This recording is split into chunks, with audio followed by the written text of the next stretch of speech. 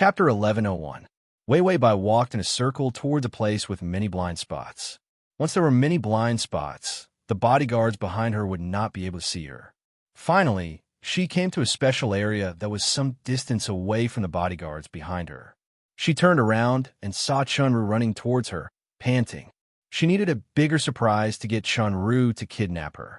Otherwise, she would be intercepted by Fu Beige's men before the kidnapping was successful.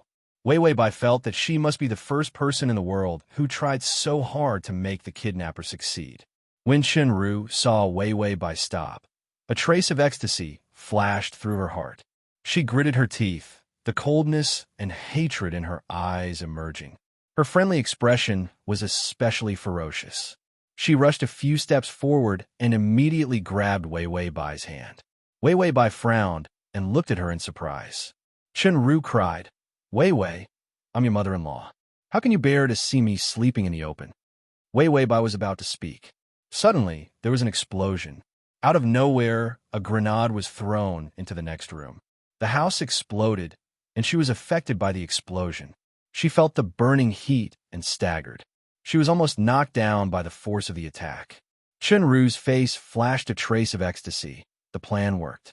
A few men ran out of the thick smoke and then grabbed Wei Wei Bai and ran forward. A black car rushed out. They immediately stuffed Wei Wei Bai into the car. In the thick smoke, the bodyguards behind Wei Wei Bai also rushed out, but they were not fast enough.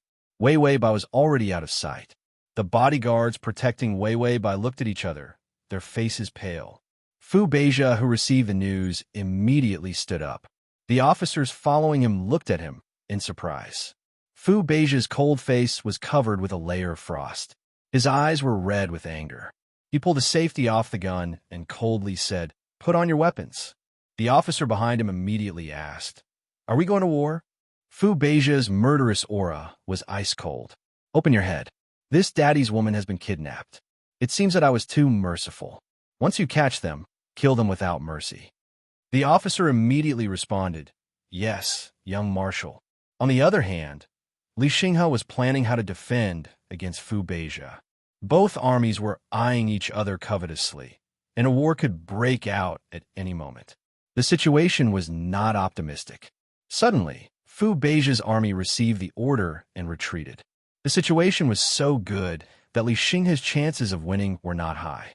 Fu Beija had been planning for so long, and he was just a step away from occupying a more advantageous position.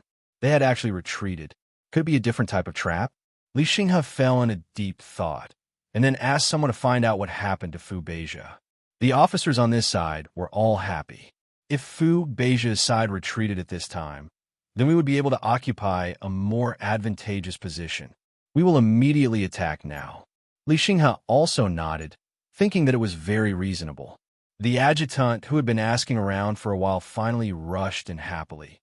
"Governor, Fu Beija is crazy. He didn't even want to fight because of a woman." Li Xinghe did not know how to react. "What woman?" The adjutant said happily, "It's Fu Beija's wife. I heard that she was kidnapped by her enemies." Fu Beija was greatly affected and sent all his elites to rescue her. "Now that there's only an empty shell over there, we should quickly start the war." Li Xinghe's face immediately turned pale. "Wei Wei." The adjutant was overjoyed. Li Xinghe immediately kicked away the overjoyed adjutant, pulled out his gun and roared, "Bring the weapons, let's go." The rest of the officers were stunned. "Where are we going? Are we going to attack?" Li Xinghe turned around with a murderous look. "Where else can we go? We're going to save my childhood sweetheart."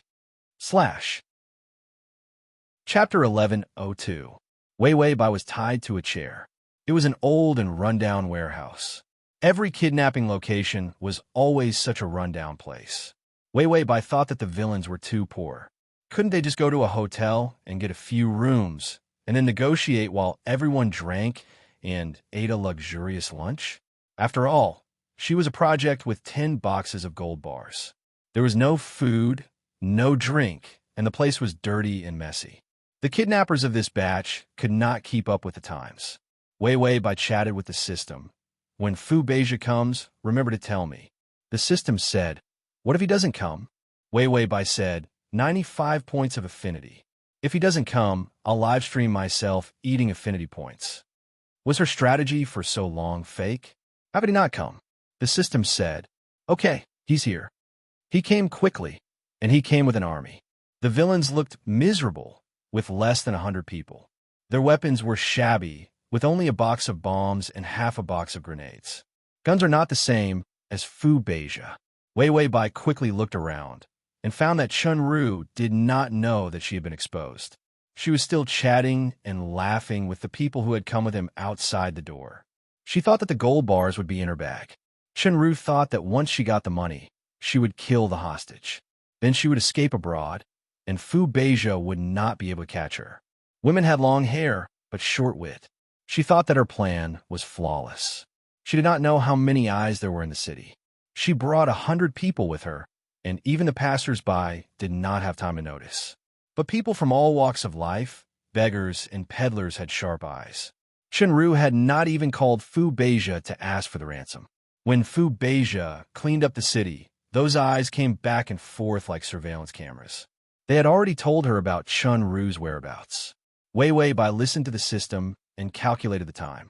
If Fu Beija were to come here directly, Chun-Ru would be standing at the door. Fu Beija was also a daring and merciless person. He immediately shot at Chun-Ru and killed her. Then, the army marched over. Chun-Ru's men were probably all dead. At that time, as a hostage, she would not be of any use at all.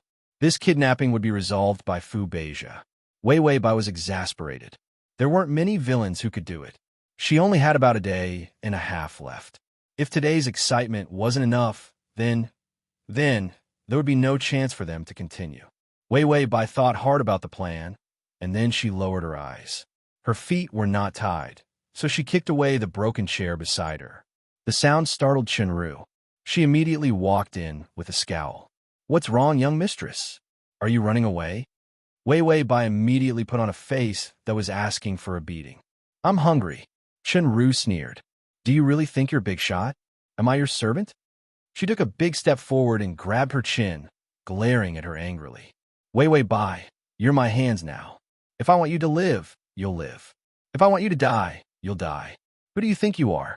Even if you're hungry, you'd better hold it in." Bai Weiwei's face was unafraid. The corner of her mouth curled into a sneer of contempt. "You really don't dare to do anything to me. I'm your money tree now. Beija loves me so much. I'm worth a lot of money." Chun-Ru was shocked. She said that she was worth a lot of money. How could she say that? / You'll see it the next time you open the bookshelf, if you like. Chapter 1103. What Happened to the Gentle and Virtuous Girl? Bai Weiwei leisurely glanced around again. "Besides, you left me alone in the warehouse while everyone else is guarding outside. Beija's soldiers are all experienced in the battlefield. He will shoot all of you as soon as he comes. I'll be fine even if all of you die." Chun-Ru was shocked. Yes, that made sense. She immediately turned around and shouted, "20 people come in. Pull out your weapons and point them at Wei Wei Bai. Don't let Fu Beija have a chance to attack." Wei Wei Bai raised her eyebrows and snorted. "It's useless even if you point your guns at me. You better put the bombs around the warehouse and threaten Beija when you see him. If he wants to save me, you will detonate the bombs and die together with him." Chun-Ru trembled. "But what if the bombs hit us?" Wei Wei Bai sneered. "Why are you such a coward? You know how powerful Beija is. If I don't do that, I won't be able to scare him." Chun-Ru thought about it. Yes, that made sense. She immediately turned around and shouted, "Quick, bury the bombs." Wei Wei Bai added, "Besides, you're so calm. How will Beija believe that you're serious? You better get a whip or something. You can whip me and ask for money. I'm sure you can get it." Chun-Ru thought about it. That was exactly what she wanted. She didn't like this little shameless girl. She couldn't be more satisfied with whipping her. Wait, who would let others whip them? Chun-Ru's face darkened. "What's your motive? Why are you telling me this?" Wei Wei Bai looked at her. She wasn't that stupid. Her face changed immediately. Fear appeared on her pale face. She was about to cry. "I'm afraid that you'll kill me. You can let me go if you get the money." She started crying as she spoke. "You have to let me go. I'll ask Beija to give you the money." Chun-Ru was relieved to see such a stupid and cowardly girl. It was human nature to be afraid of death. Wei Wei Bai's behavior was normal, and her brain wasn't working well. He actually pointed out all of their flaws. This would allow them to better guard against Fu Beija. She was indeed an inexperienced woman. Shenru sneered. "Beg me then." Wei Wei Bai cried. "Will you let me go if I beg you?" "Shenru, how is that possible?" Wei Wei Bai's expression immediately turned cold. She no longer looked as timid as before. "Then why should I beg you? It's a waste of time." Chunru, Wei Wei Bai had really put in a lot of effort so that the villains could succeed. The system said, "Li Xinghe is here too." Wei Wei Bai asked, "What is he doing here?" The system said, "Save the childhood friend." Wei Wei Bai, "Even the side quests don't make me worry." She had already completed the side quests, but Li Xinghe still came to cause trouble. As soon as Fu Beija saw Li Xinghe, he lost his temper and didn't care about increasing his affinity. Wei Wei Bai leaned her head on the chair and said weakly, "System, why don't you just send me to heaven with a grenade and forget about this strategy?" The system said, "Don't be sad. You've been working so hard for so long. You're just one step away." Wei Wei Bai said, "This step is so big that I feel like I'm going to pull on my balls. The pressure is making my hair fall out." The system said, "Don't you still have me by your side? I'm your little angel of positive energy, the sunflower that shines on your little world." Wei Wei Bai was so disgusted that tears almost fell out of her eyes. The pressure is even greater. The system still had a bad mouth. At least it wasn't disgusting. The next time you open the bookshelf, you'll see it. If you liked. Chapter 1104. Shenru was also afraid of Fu Beija. After all, she had seen Fu Beija's methods. Everyone was afraid of him. That cruel and callous look of his had scared countless people to tears. Shenru arranged everything. Bombs, hostages, everything was ready. She was about to call Fu Beija. However, she did not give the order. The people guarding outside were already afraid of running in. "Madam, there are so many people outside. It's just a kidnapping, but the army is here." Shenru's heart sank when she heard this. She also heard that Fu Beija was on the battlefield. She thought that Fu Beija liked Wei Wei Bai. He could only come himself or ask his adjutant to come. After all, every inch of land in war was an inch of blood. A man who conquered the world would not give up the war to save Wei Wei Bai.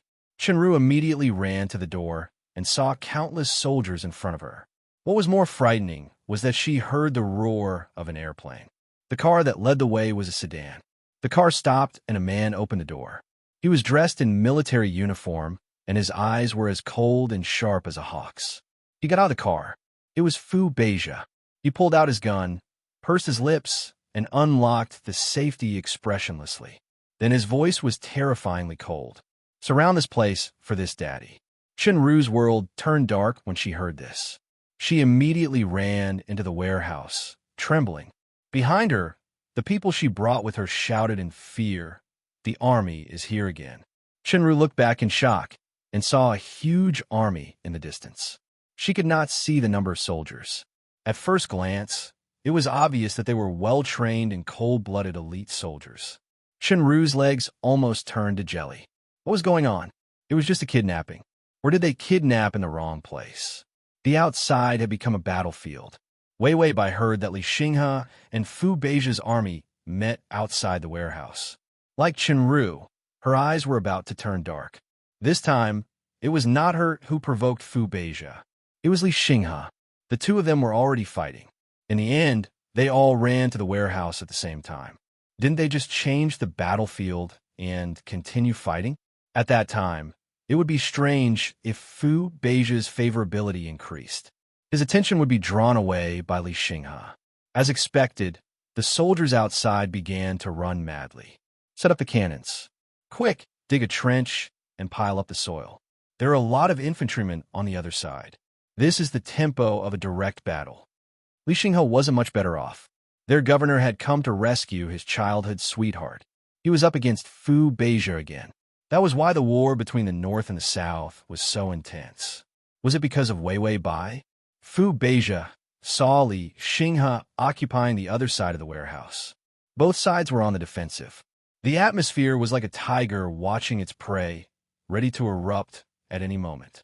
Fu Beijia sneered. Li Xinghe, is it your turn to say my woman? Your intentions are so obvious. Don't be so shameless. Wei Wei was already his wife. Li Xinghe was still so brazenly coveting it. He might as well get rid of him today so that he wouldn't be cuckolded by this guy in the future. Li Xinghe didn't look good, but his voice was calm. I'm Wei Wei's friend. We've been friends for many years. We're childhood friends who depend on each other. We're even soul friends who have gone through life and death together. Why can't I save her when she's in trouble? A narrow-minded man like you isn't worthy of her. Fu Beijia's heart twitched.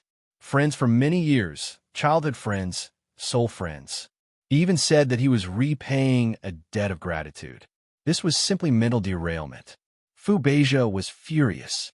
He directly fired at Li Xinghe. It doesn't matter if I'm not worthy of her. I'll kill everyone who's worthy of her, so that she can only choose me. Li Xinghe dodged, and the officer protecting Li Xinghe immediately pulled out his gun and opened fire. The bullets from both sides started to crackle. Chun-Ru was trembling. She was afraid that the helicopter above would drop a bomb and blow the warehouse up. Wei Wei Bai's face was filled with despair. Let Li Xinghe and Fu Beijia fight each other. How could they fight each other? The two men outside were already in a killing frenzy. They even forgot that she was kidnapped. The system said, how about you take the initiative to attack? Wei Wei Bai was silent for a while. Suddenly, he kicked Chun-Ru's butt. Chun-Ru jumped up in shock. What are you doing?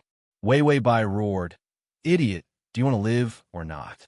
Quickly point your gun at my head and push me to the door. Chun-Ru thought of the battle outside, and her hands trembled. She couldn't even hold the gun properly. Wei Wei Bai encouraged her. Do you have any experience in kidnapping? How can you earn money if you're so scared? How can you live a good life? How can you sell jewelry and wear fancy clothes abroad? Don't waste time. Go out and threaten them.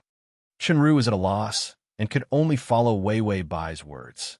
She pulled out her gun and pointed it at Wei Wei Bai's head. Then, she hid behind Wei Wei Bai and let her go to the door. The two sides were fighting to the fullest. They didn't see Wei Wei Bai at all. Wei Wei Bai said, shout something. Chun-Ru stuttered, shout what? Wei Wei Bai was angry and roared. What else can you shout? Everyone stop. If you don't stop, I'll pay you or you'll kill me. The threat was loud and clear. The battlefield was silent for a while. Li Xinghe and Fu Beijia suddenly remembered something. At the same time, they turned around and saw Wei Wei Bai at the door. They seemed to be here to save someone. // Chapter 1105. Everyone and all the guns were aimed at Wei Wei Bai and Chun-Ru at the door at almost the same time. Chun-Ru's fingers were trembling nonstop. She was also inexperienced and had never seen so many guns pointed at her. She didn't even know how to speak. Wei Wei Bai really wanted to lift Chun-Ru up and shake her. Villain, why are your legs so weak? Rise up, be angry, explode. Hurry up and threaten and abuse her. Otherwise, where would the gold bars and favorability come from? Wei Wei Bai was really angered by this villain. She gritted her teeth and said in a low voice, steady your hands, hide behind me, and don't show your head. Otherwise, Fu Beijia, that sharpshooter, would be able to shoot Chun-Ru in the head with one shot. Chun-Ru's voice was choked with sobs. I was wrong, I won't do it again. I'll let you go. Can you let me go? In such a big situation, she was really scared. Wei Wei Bai gritted her teeth and said in a low voice, if you dare to put down the gun, I'll immediately turn you into a sieve. You better change your attitude as a kidnapper. When your seniors see you like this, they won't be able to hold on to their coffins. Chun-Ru felt that both the hostage and the person who came to save the hostage were very scary. She really made a mistake that caused everlasting regret. Being threatened by Wei Wei Bai, Chun-Ru endured the humiliation and shouted, Wei Wei Bai is in my hands. If you dare to touch her, I'll kill her. Wei Wei Bai immediately played along, and her face turned pale. Her fingers were clenched nervously, and her brows were furrowed. Her expression was indescribably soft and fragile. But she said coldly, don't worry about me. She won't shoot. Chun-Ru really didn't dare to shoot. If she had the thought of holding Wei Wei Bai hostage to threaten Fu Beijia before, she would have been scared. She was scared out of her wits by Fu Beija's army. Not to mention that Li Xinghe also came with an army. She knew very well that if anything happened to Wei Wei Bai in her hands, she would not be able to escape the country. She would die a horrible death on the spot. She still had a long life ahead of her, so she couldn't bear to die. He really wanted to throw the gun away. However, Wei Wei Bai refused to let her throw it away. She was simply a demon. Fu Beija waved his hand and asked everyone to put down their guns. He looked at Chun Ru expressionlessly and said, "Let her go, and I'll let you live." Chun Ru almost nodded. Wei Wei Bai held her hand tightly, and Chun Ru was about to cry. She was now in a difficult position. Whether she put down the gun or not, there was no way out. Fu Beija reached into his pocket and put the gun into his pocket. His posture was cold and tense as he looked at the gun that was placed on Wei Wei Bai's head. His heart skipped a beat. Chun Ru's hand was shaking, and he could feel it. Chun Ru did not have much experience in handling guns. If she was not careful, the gun could easily go off. This was a mistake that novices were particularly prone to make, and this mistake was something that he couldn't bear. Fu Beija resisted the trembling and suppressed his violent rage. His face was gloomy and calm. "I'll give you a choice. First, you let Wei Wei go, and I'll give you a box of gold bars, and I promise that I won't trouble you in the future." This choice was simply too tempting. Chun Ru was tempted. She knew that Fu Beija always valued promises, so she could still believe his words. Then she heard Fu Beija's voice, as cold as snow. "Second, you hurt her, and I'll kill your whole family in the most vicious way." Chun Ru had a weakness, and that was that she valued her family. When she heard this, her face turned pale. "Fu Beija, don't threaten me with my family." Fu Beija was desperately attacking her family. This was the reason why she had completely lost her mind and kidnapped Wei Wei Bai. // Chapter 1106. The hatred in her heart was mostly directed at Fu Beija. Fu Beija's face was so cold that he looked like an emotionless statue. Only his eyes were filled with venomous, murderous aura. "You were the one who used my family to threaten me first." The place of home in his heart was only left for Wei Wei Bai. Ding! The male lead's favorability has increased to 96. The sky darkened and the wind became colder. Light snow began to fall. Wei Wei Bai wasn't wearing thick clothes, and every time it snowed, she had trouble breathing. Fu Beija saw the snow fall from her hair, and his face became even paler. His heart felt like it was being dug out, and it hurt. With such careful protection, he thought that he could leave her and fight for his own world. But in less than half a day, she fell into a trap. Fu Beija realized for the first time that he was surrounded by dangers, and he was the one who pulled Wei Wei Bai into this whirlpool. The first day, she was about to enter the family. He knew that the Fu family was a wolf's den. Even at that time, he let her enter the family with evil intentions. He wanted her to pay the price for her arrogance. But today, all that was left in his heart was a heavy guilt and a painful pity. He was used to being attacked in the open and in the dark. When he fell in love with a person, he found that the things he was used to were fatal to her. Ding! The male lead's favorability has increased to 97. Wei Wei Bai and the system. The two systems were dumbfounded. He shouted twice in the middle, but Wei Wei Bai didn't do anything awkward. What was Fu Beija thinking? He actually increased the favorability twice. Wei Wei Bai decided to throw away this doubt. She continued to calmly wait for the right time. She looked at the snow falling from the sky. The system said, "Li Xinghe is approaching you." Wei Wei Bai frowned. She immediately knew why Fu Beija was stalling for time. Unexpectedly, it was to give Li Xinghe time to save people. The two men who were fighting to the death just now actually had such a good tacit understanding. They cooperated to save people without any hint. Bai Weiwei was just about to remind Chun Ru, but she opened her mouth and immediately closed it. She couldn't remind him. Now that everyone's attention was on her, it would be abnormal for her to speak in a low voice. This kidnapping case was a complete failure, although her favorability had increased by 2 points. However, in the remaining time, it was basically impossible to increase it to 100. Wei Wei Bai calmly said, "Tongzi, if my strategy fails, can I return to reality? Although the system said that it was possible. However, she had never failed before, so she was not very confident. The system was silent for a while. During this period of silence, it was actually very solemn. Wei Wei Bai instinctively felt that something was wrong, but the system said seriously, "I'm here. If you fail, I can escort you back to reality. It'll be fine, don't be afraid."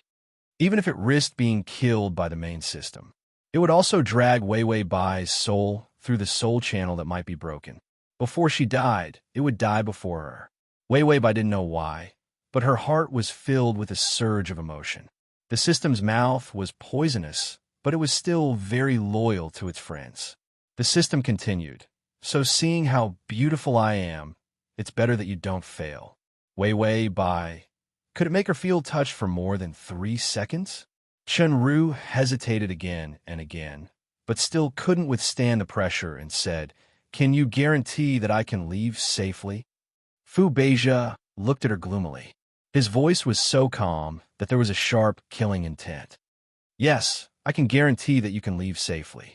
The download address is at https://www.sashu.com. Chapter 1107.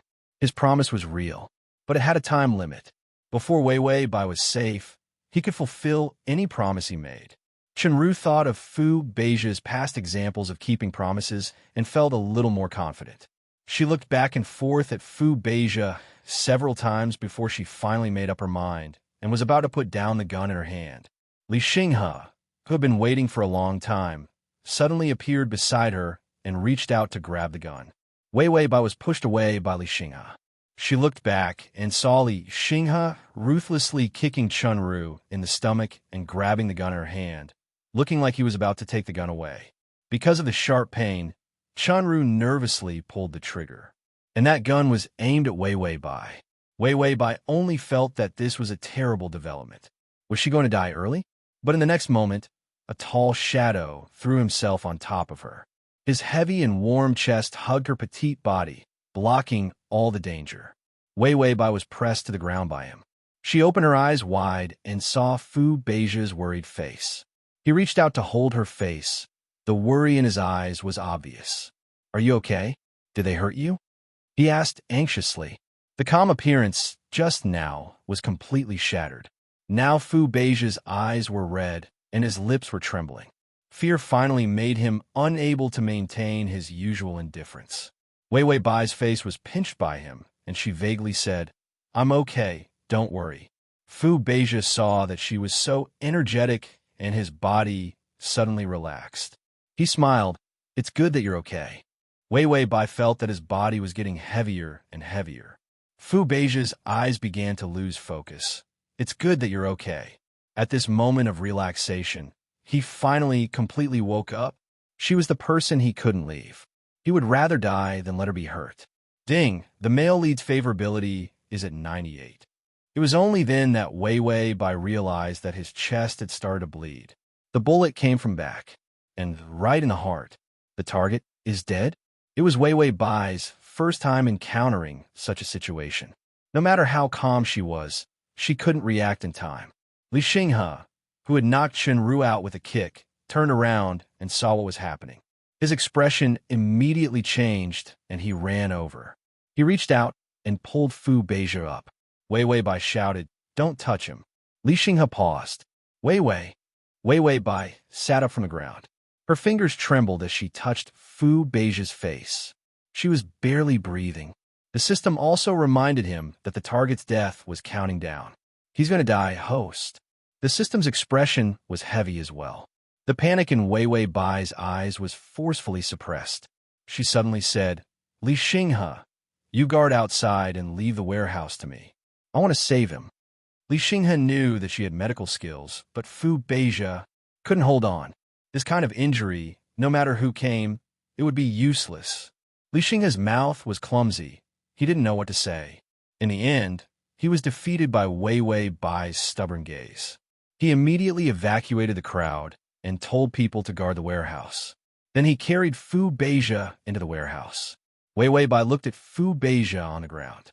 She squatted down and then said to Li Xinghe, "You go out, don't let anyone come in." Li Xinghe looked at her thin back. She seemed so lonely at this moment. She whispered, "Go out. I only trust you now." Li Xinghe's chest tightened. He nodded and then walked out without hesitation. She trusted him. He was worth it. Wei Weibai looked at Fu Beija, whose chest was full of blood, and her fingers were trembling from nervousness. Chapter 11:08. Her targets were always strong, so strong that she could only rely on self-torture to gain favorability. This was the first time she encountered a target that died before her. Except for conquering ghosts, she said, "Tongzi, my medical box still has 2 chances to save a life. Is it useful?" The box was referring to the chances to save a life. It did not mean that opening it would definitely save a person. The system said, "In theory, it's useful. Try it." After all, the reward was an incomplete product that it found, so it did not dare to be too confident. Wei Weibai said, "I hid the medical box under the bed in the house. I won't be able to get it in time." The system said, "It's okay. I'll get it for you." The system had restrictions on taking other things, but it was originally the system's. It could take it directly. Soon, the box appeared in front of Wei Weibai. Wei Weibai opened it without hesitation. As expected, it was another set of scalpels and the operation process. It was too difficult. Wei Weibai knew that the operation process was not something she could do. She had no choice but to open the box again. At the end of the box was a pair of surgical gloves. They were very thin gloves. The system immediately said, "Put them on quickly. This pair of gloves is a beginner's guide. Once you put them on, they will automatically help you with the operation." Wei Weibai immediately put them on. It seemed that the life-saving reward was very reliable. Wei Weibai began to operate on Fu Beija. He was on the verge of death. For this kind of wound, even in the modern operating theater, it would take the best of the best to operate on it, and it would take a lot of effort to succeed. Her operation process was a reward from the system. That was why it was so advanced, even more advanced than modern times. However, the operation had risks, and it was not 100% successful. For the first time, Wei Weibai experienced this feeling of extreme tension. She held his life in her hands. The gloves automatically controlled her hands, and her fingers steadily cut open his clothes, skin, and flesh without a trace of trembling, finally revealing the bullet wound. Due to the correct surgical method, not much blood flowed out. It only stained her fingers. The bullet was slowly removed, followed by a series of surgeries. Finally, the flesh was sewn back together. The surgery was finally completed, but his heart had stopped beating. The operation failed. Her hand was stained with Fu Beija's blood. She sat beside him in a daze. The snow outside the window flew in. He felt a sudden chill. Wei Weibai reached out and slowly touched Fu Beija's eyes. "Rest in peace." She actually managed to kill the target of her strategy. As expected, being a doctor was not a job that humans could do. Suddenly, something soft swept past her palm. Wei Weibai paused and moved her hand away in a daze, only to see Fu Beija open his eyes and look at her like a zombie. Wei Weibai trembled. Ew. Fu Beija suddenly used all his strength to reach out and hug her. I'm fine." When he was hit by the bullet, he thought he was dead. The cold darkness kept pulling him down, but he still had consciousness. He vaguely knew that there was someone constantly saving him. That desperate desire to keep him alive, he could feel it. He continued to climb up until he finally opened his eyes. Then he saw her sitting beside him. A hazy light shrouded her petite figure, and white snowflakes fell on her body. Her hands were stained with blood from saving him, and her eyes were filled with grief and pain. At this moment, he actually felt happy. The person desperately trying to keep him alive was her. Ding! The male lead's favorability has increased to 99. Chapter 11:09. When Li Xinghe entered the room, he saw Wei Weibai sitting and Fu Beija quietly leaning his head on her thighs. Wei Weibai lowered her head and whispered something. Li Xinghe stood at the door in a daze. He actually did not think that Wei Weibai could save Fu Beija. But when he saw her hands covered in blood, holding Fu Beija so gently, and the man on her thighs looking at her with a pair of dark and gentle eyes, His heart was overwhelmed by an unbearable pain. This feeling made him grit his teeth and bear with it. Then, he walked over with a calm expression. Fu Beija opened his eyes tiredly, but his vigilance was still there. When Li Xinghe came up, his eyes had become especially sharp. Li Xinghe sighed. All right, let's stop fighting for now. With your current state, I won't win honorably. Fu Beija sneered. He really could not stand Li Xinghe's personality. So fussy. If he had this kind of opportunity to kill his enemy, he would be very happy. The more miserable his enemy was, the happier he would be. Of course, if Li Xinghe wanted to let him go, he would gladly accept. When he killed him in the future, it would be fine as long as he did not let him die too miserably. Wei Bai looked up at Li Xinghe. He really was a sunny and warm man. The system's choice had never been wrong, especially when it was specifically for her. Wei Bai's voice was a little hoarse. Her body was also very tired after such a series of torment. Can you carry him to the car? Li Xinghe frowned. Fu Beija's eyelids twitched. The system secretly ate a melon.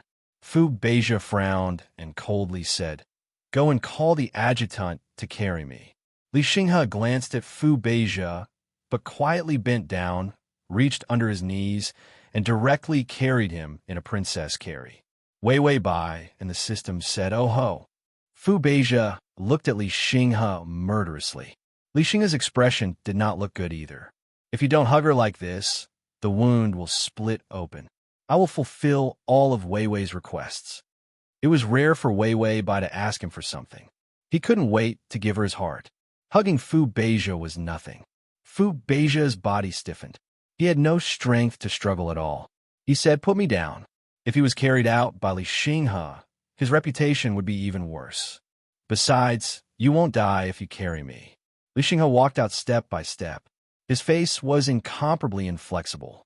No, you're Wei Wei's husband in name. If something happens to your body, Wei Wei will have to take care of you for the rest of your life. Don't drag her down. Fu Beija said angrily. Go away. We are husband and wife in name. Li Xinghe's footsteps paused. A trace of sadness flashed in his eyes, but he quickly suppressed it. He did not dare to let Wei Bai see anything wrong. He said, Then you have to protect yourself even more. Don't trouble Wei Bai because of the pain here and there. If something really happens to your body, die quickly. When his father was shot by Fu Beija and was bedridden, the people taking care of him were very tired. Li Xinghe hated Fu Beija, but in front of Wei Bai, he could not kill Fu Beija. This was because he did not want Wei Bai to hate him. When she thought of him in the future, she would be happy and feel that he was a childhood friend and a very good brother. He would be very satisfied. As for Fu Beija, there were many opportunities to kill him. There was no need to rush to kill him now. Fu Beija and Li Xinghe's state of mind were very similar. They were as confident as a puzzle. They both felt that they could kill each other. Wei Bai was just about to struggle to get up when the system said, Do you want to leave early? Chapter 1110. Don't we still have time? There was still tomorrow, and they would leave the day after tomorrow. The system said, The main system will attack you the day after tomorrow, and I don't know what method it will use to make the grenade fall on your head. It might be a weapon like an airplane. Wei Bai thought for a while. You're saying that I'll bring harm to the people around me. The system said, The range of the grenade is quite large, and you might be next to Fu Beija, so the two of you can die together. Wei Bai said, Favorability is only 99. The system said, Walk to the door. Wei Bai, ? She obediently and slowly walked to the door. Cold snowflakes hit her face. She blinked and heard the system say, Call out to Fu Beija. Wei Bai trusted the system, although she did not know what it wanted to do. Fu Beija. Under the snowflakes, she leaned against the door, looking calm and tired. Her voice was soft and sweet. It was indescribably pleasant. Fu Beija was just put in the car by Li Xinghe, and the door was open. He turned to look at her. The system said, Smile. Wei Bai smiled. It was a pure smile, without a trace of reluctance, and her eyes were more delicate and clean than the snow. It was a very simple smile. Fu Beija's eyes softened, and he stretched out his hand. Let's go back. Wei Wei Bai nodded. The system said again, I love you. Wei Wei Bai was stunned and was silent for a while. Her long hair was stained by the snowflakes, and she put her hand by the door and finally opened her mouth. I love you. Fu Beija was stunned. He did not know why she would suddenly confess under such circumstances. But he could not stop the joy, and it made his haggard face brighten up. He was used to being shameless, so his face was still burning red. Fu Beija's chest was very painful. His heart was beating too fast after the surgery. But this kind of pain made him feel especially satisfied. His lips trembled. Ding, the male lead's favorability is at 100. The system said, for the male lead to reach 100 favorability points from 99%, it's already a matter of course. A simple confession will do. This was the last time he used the heartwarming strategy. Wei Wei Bai was about to nod in agreement with the system.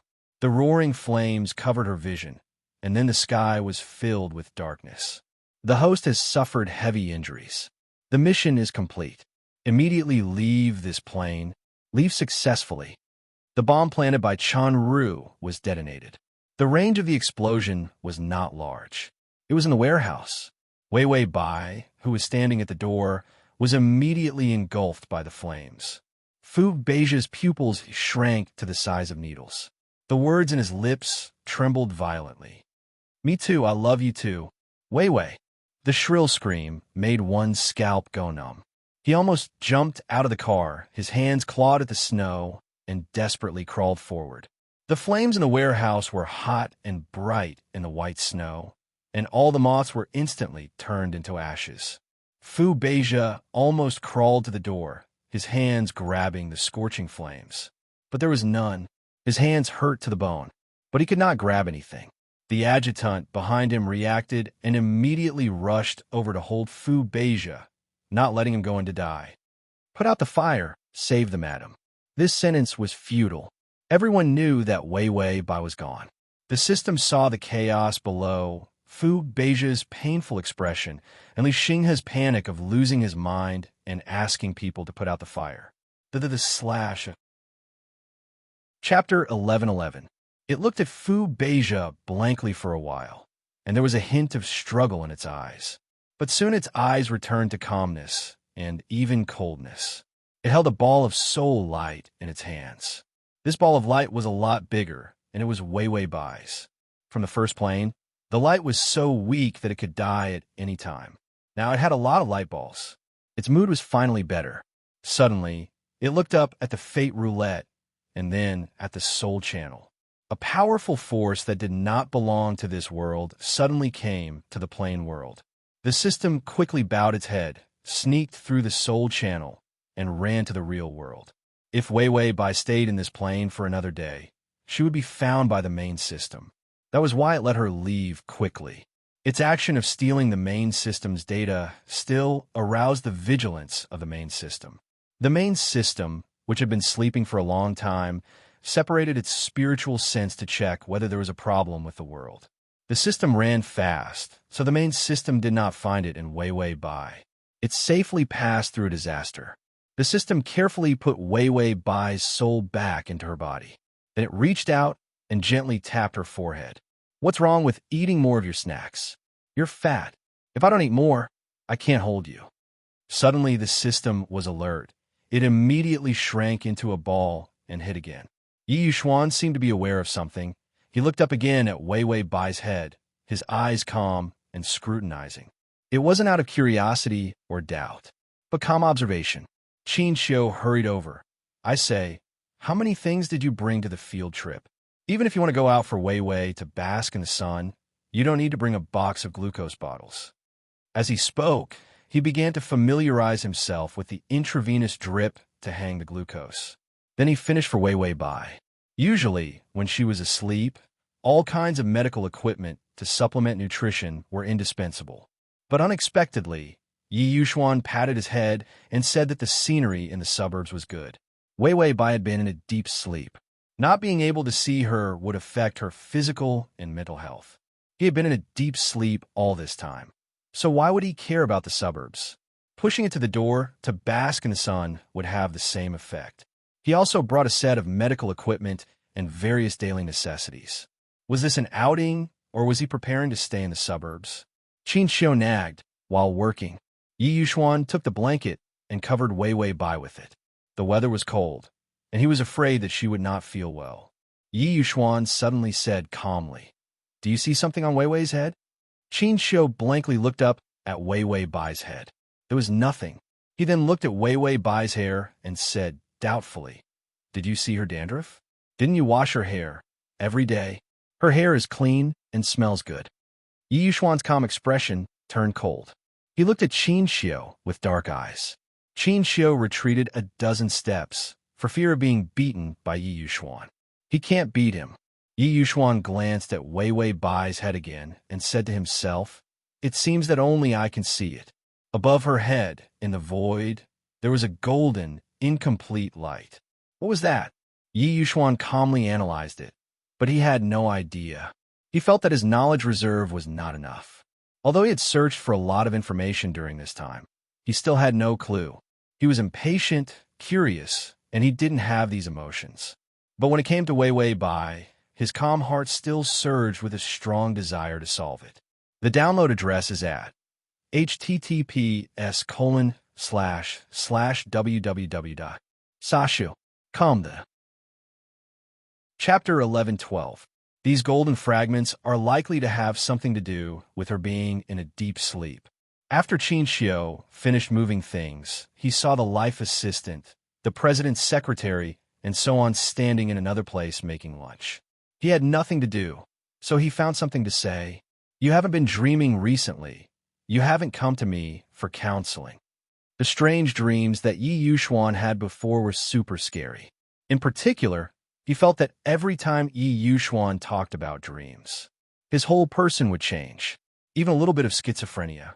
But this schizophrenia would soon be controlled by Yi Yuxuan himself, and he would return to normal. And after returning to normal, he felt that Yi Yuxuan's numb emotional fluctuations would be more sensitive.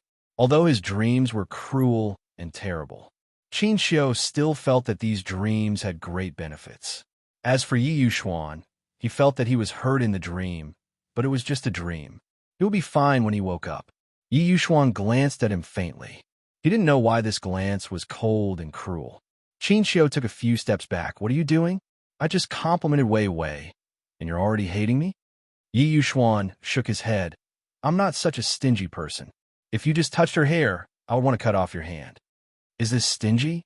This is a psychopath, a control freak, and a brutal antisocial personality. Yi Yuxuan took out a comb from the bag next to him and slowly combed Wei Wei Bai's hair in the wheelchair. "I just had a dream." Qin Xiu looked blank. Did he just sleep? How come he didn't know? Could Yi Yuxuan sleep with his eyes open? It was impossible for others, but Yi Yuxuan, if he suddenly said that he was a god or wanted to destroy the world, he felt that it was possible. "Yi Yuxuan, just now in the car when I was holding Wei Wei, I dozed off and had a dream." Qin Xiu was a little curious. "What did you dream of?" Yi Yuxuan was silent for a moment, and then slowly said, "I dreamed that man. No, I seem to be crazy." Qin Xiu, "I think you are crazy in reality, although your craziness is unique."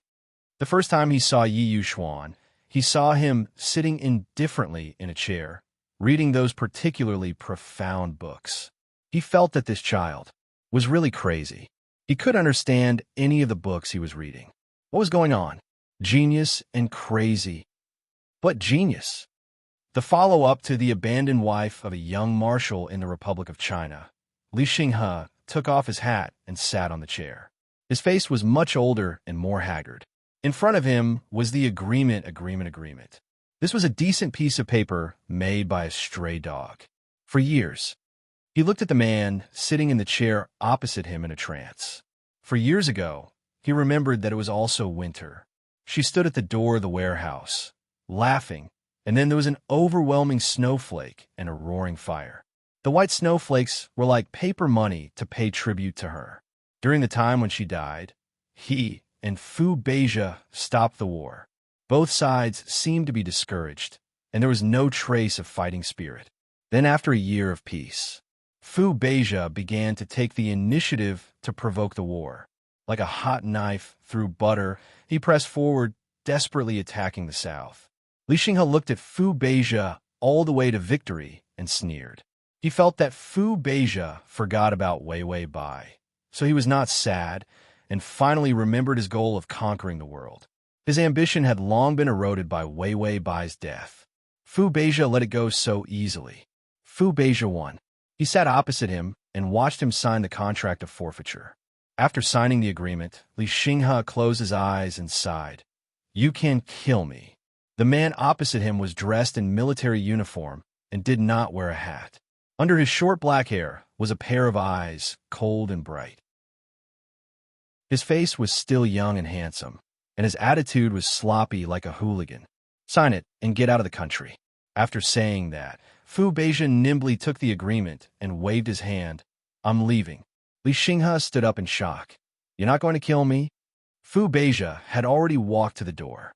When the adjutant opened the door, snow flew in from outside. He impatiently waved his hand. In his black eyes, there was a trace of impatience. "Of course I want to kill you, but Wei Wei did not let me kill you. I have to let her know that I am a man of my word." Li Xinghe's heart was sour. "You actually still remember Wei Wei's words?" Fu Beijia raised his eyebrows and coldly snorted.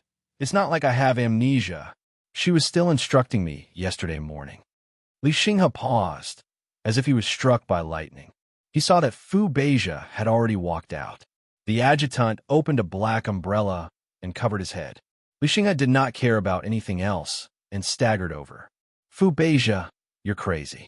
Wei Wei, she is all ready." A gun was pointed at Li Xinghe's forehead, and behind that cold black muzzle was Fu Beijia's cold face.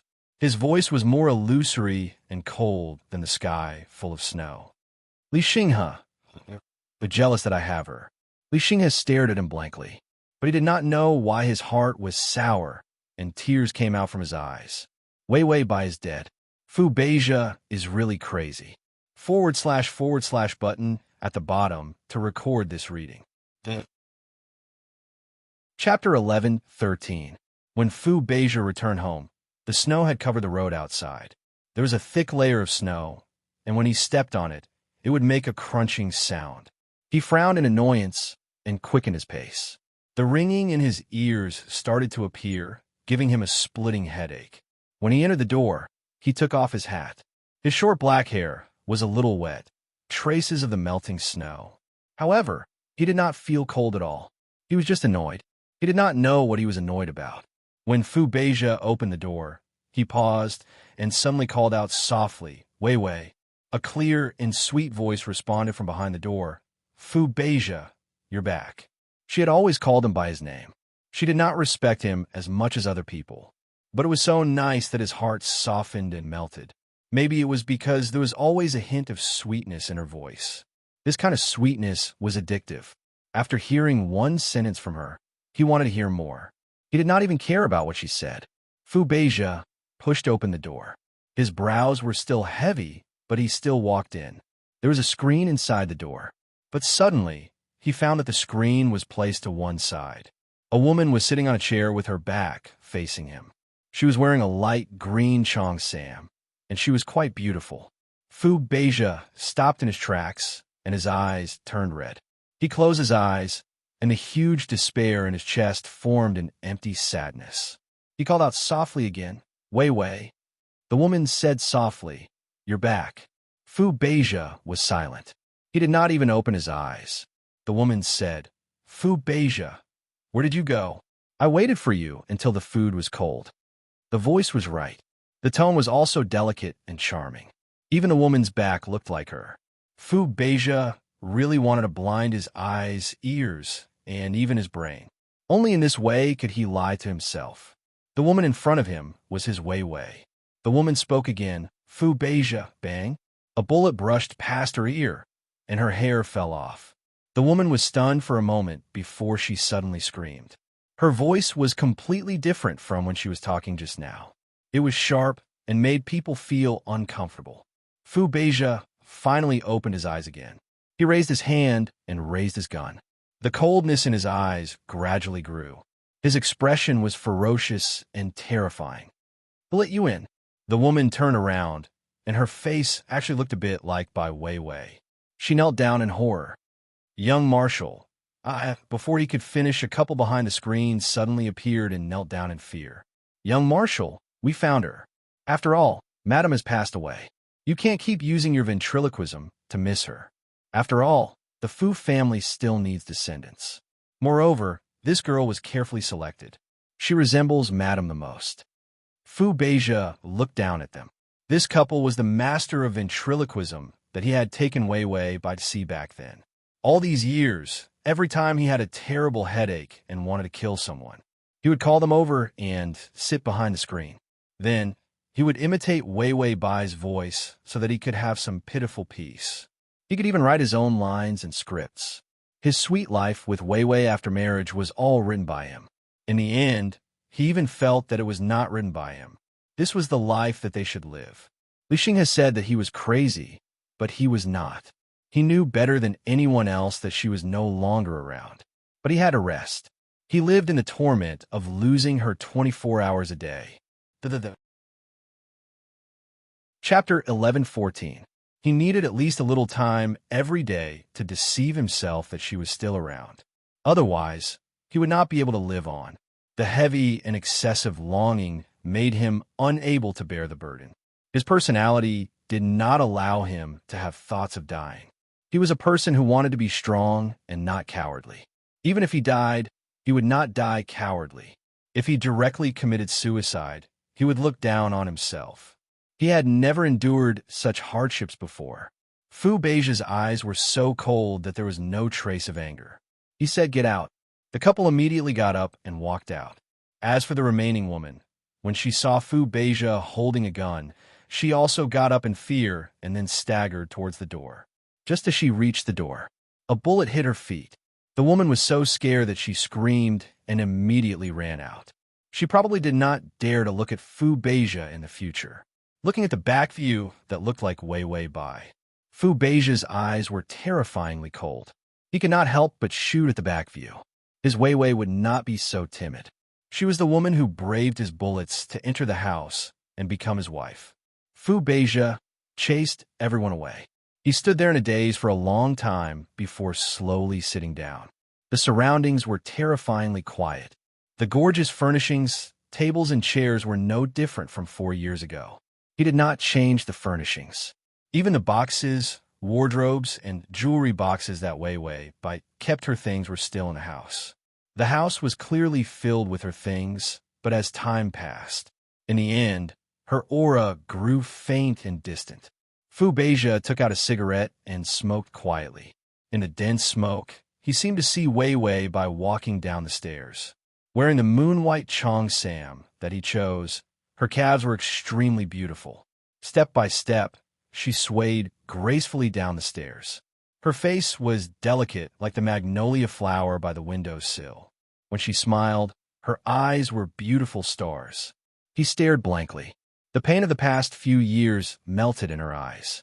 Fu Beija did not even dare to make a sound. The rational part of his mind had been abandoned. At this moment, he couldn't bear to disturb himself and shatter these unrealistic fantasies. She walked down the stairs. Her footsteps were slow but far away. Fu Beija watched as she slowly disappeared into thin air. She didn't even make a sound. She was just a phantom left behind in this house. It was more like he had imagined it. Fu Beija took a puff of his cigarette. Suddenly, he felt a sharp pain in his chest and lungs. The sharp pain made him start coughing. He had always been a pragmatic person. He never thought that he would one day be so fantastical. Everyone said that young Master Fu had unique hobbies. Everyone else hired a troupe to perform at home, but he hired a ventriloquist to imitate his dead wife at home. He didn't care about these rumors. But as time passed, even the ventriloquism couldn't calm him down. When he fought, he was much more innocent. Life and death came and went, and his survival instinct made him suppress his longing. But when the war was over, there was no space for him to escape. Fu Beija held back his coughs and smoked. Suddenly, he felt that something was wrong. He touched his face. It was full of tears. Fu Beija pursed his lips. Useless. Useless. He scolded himself. What was the use of crying? She wasn't here. Who would feel sorry for him? Fu Beija saw that the window was open and snowflakes were falling. The weather was very cold. He wiped his tears as if nothing had happened and went to close the window. After all, if he didn't close the window when it was cold, the temperature in the house would drop. If it dropped, she would fall sick. //. Chapter 11:15. Fu Beija suddenly couldn't take it anymore. For the past 4 years, he had tried everything to endure and comfort himself. After a long time, his feelings would fade. He wouldn't feel so bad anymore. But those bastards lied to him. It didn't fade at all. It was still as bright as a knife, stabbing his heart every day. Fu Beija bent over. His straight body was finally crushed. He felt his heart beating violently, and his limbs were cold. In the cold winter weather, his head was covered in cold sweat. Every time he thought of her death, he had this reaction. Fu Beija felt that other people's reactions to opiate withdrawal were not as painful as his. He felt that he was also addicted. He was addicted to her. She was dead, so he could only quit. But this process was too long, and he really couldn't take it anymore. He didn't want to think about her or miss her anymore, especially when he thought of the time he would lose her, which would last a lifetime. This was a man who could face thousands of soldiers and horses on the battlefield and face piles of corpses indifferently. Suddenly, he began to feel afraid. The adjutant knocked on the door and found that no one answered. He was holding an important document in his hand, so he could only push the door open and was about to speak. But he found their young commander standing by the window. His body was almost bent, as if he was in great pain. The adjutant exclaimed, "Young commander." Fu Beija looked up fiercely. His eyes were red, and his violence and despair made people feel fear. The adjutant was frightened. But soon, Fu Beija straightened up again. The violence in his eyes disappeared, leaving behind a cold calmness. He asked, "What's the matter?" The adjutant said, "The news from the south." Fu Beija took the document from his hand expressionlessly. "I'll look at it. There's a meeting tonight. Go and inform the others." The adjutant immediately nodded. "Yes, young commander." The adjutant walked out. The snow made him shrink his neck, and he couldn't help but look back. But he saw Fu Beija standing in the room. He didn't know what he was looking at, but for some reason, he gave off a sad and lonely feeling. The adjutant didn't dare to take a closer look. He could only pretend that he didn't know and hurriedly left. 3 years later, Li Xinghe, who was in another country, suddenly received an urgent telegram. He carried his simple luggage and boarded the ship back on the same day. After returning home, he rushed straight to the hospital. When he saw the man lying on the bed, he almost couldn't recognize him. His body was so thin that not a single bit of flesh could be seen. His short black hair had also lost its luster, and there were even strands of white hair mixed in. Fu Beija had a lung problem. It was said that it was caused by long-term smoking. Of course, it was also related to his long-term self-abuse lifestyle. Li Xinghe did not know what to feel in his heart. This man who had defeated him was now only one step away from death. Or they could rely on medical equipment to live a little longer, but it would only be torture. Fu Beija did not let his guard down. When he heard the sound of the chair being moved away, he opened his eyes. His eyes were not cloudy at all. Instead, they were terrifyingly calm. Li Xinghe was not afraid of him. He said bluntly, "Why did you ask me to come back? Is it because you feel that you're going to die, and I'm living a good life? You're jealous and want to kill me before you die." These 7 years, no one had it easy. All of his feelings had been worn away. After her death, the name Wei Bai was like a curse, heavy and tragic. Fu Beija struggled to raise the corners of his mouth. "None of those little brats have the guts. Only you can." Li Xinghe looked at him strangely. Fu Beija pointed to a gun on the table next to him. "Give me a ride."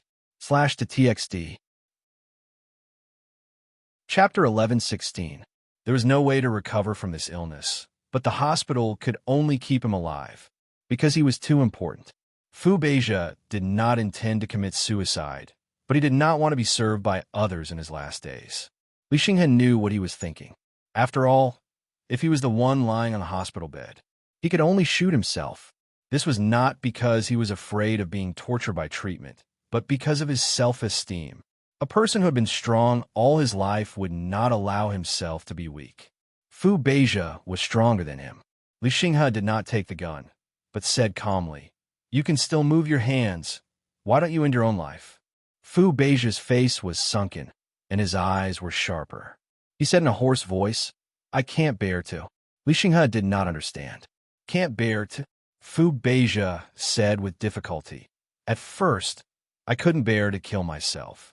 I felt that I was very good, and I shouldn't kill myself so easily. No matter how painful it is, I can endure it." Endure. Li Xinghe felt that this was a good word. He was also enduring his life. Fu Beija said, "Later on, I couldn't endure it anymore, but I thought that no matter what, this life was saved by her. After I lost her, I was only left with the clothes and accessories that she left behind. After a long time, those things no longer had any trace of her." He was silent for a while before saying, "So I'm the only life left. Since she saved it, then it's hers." He could not bear to destroy her things. Li Xinghe felt that his theory was very strange. But he thought about how he had endured for so many years. If he did not give a reason to continue, he would not have been able to endure for so many years. Fu Beija gasped for a moment. "Of course, there's one last reason." Li Xinghe said, "You have so many reasons not to commit suicide." When did Fu Beija become so wishy-washy? Fu Beija snorted. "That's right, are you jealous?" Li Xinghe frowned. "You're already like this. Why would I be jealous? Am I jealous that you're losing weight?" All that was left was a skeleton, and it was frightening to look at. Fu Beija said, "Wei Wei likes me. No, she loves me. How can I end my relationship with her so easily?" Li Xinghe, Fu Beija was right to look for him. He really wanted to shoot this thick-skinned bastard. Fu Beija had already reached the limit of what he could say. His eyes were half closed, and the cold determination in his eyes had disappeared. There was only emptiness. "I can't hold on any longer." His words were almost in his mouth. "She won't look down on me, right?" These words were too hurtful, so careful and lowly. They were so lowly that no flowers could bloom in the dust, only wounds that covered the ground. Li Xinghe didn't say anything, but suddenly smiled. She has never been the kind of woman who looks down on others. She was so nice. Why would she look down on others? After so many years, he thought that he could meet someone similar to her again. But he realized that it was useless no matter how many countries he went to, because he met more beautiful women and interesting souls. None of them could compare to her. Since he met her first, it was useless no matter how good the women were. It was a hopeless truth. Fu Beija listened to Li Xinghe's insincere words of comfort, and there was a trace of relief on his calm face. "After I die, you should accept the things I left behind." This was the first time Li Xinghe saw Fu Beija speaking to him in such a gentle manner.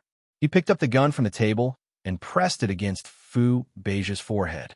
"It's not your style to talk so much. Go and find her, Fu Beija."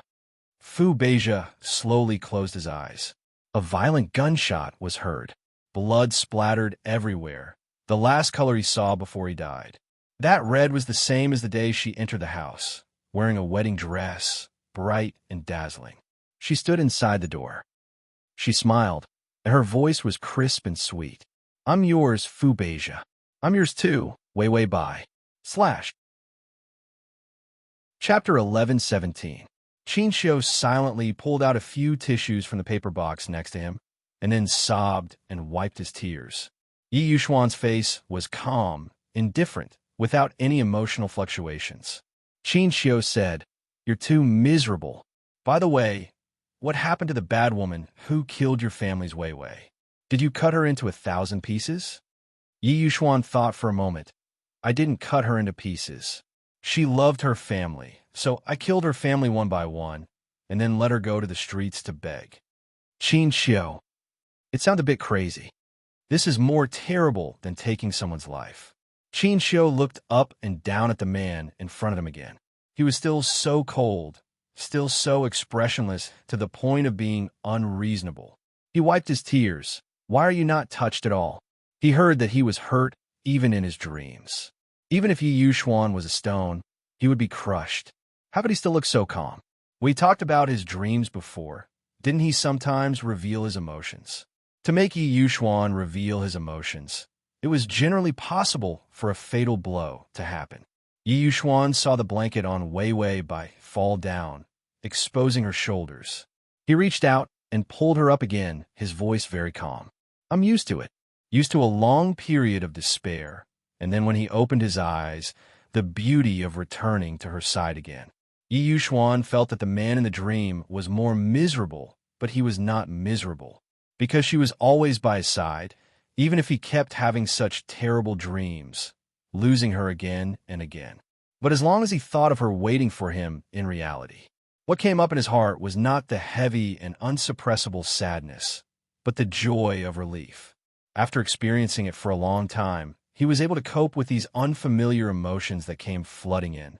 Qin Xiu listened and wiped his nose again. Why does it sound worse? It was not enough to have this kind of dream once. He had it again and again. Moreover, the female lead of these strange dreams was always Wei Wei Bai. Qin Xiu's face was sad, and he said to Yi Yuxuan earnestly, Xin Xian, why don't you and Wei Wei get married? I think your illness is really not light. Men are full of vigor, and it's rare to meet a girl they like. There are perverts who can't suppress their heart. Look at what you become. Every time, he would dream of a bunch of love and hate stories with Wei Wei Bai. Every time, it was Wei Wei Bai who liked him to death. This was a typical case of things that couldn't be found in reality and could only be found in dreams. Qin Xiu looked at Yi Yuxuan with even more pity. How could he be such an emotionless youth? He had become an unrealistic dreamer.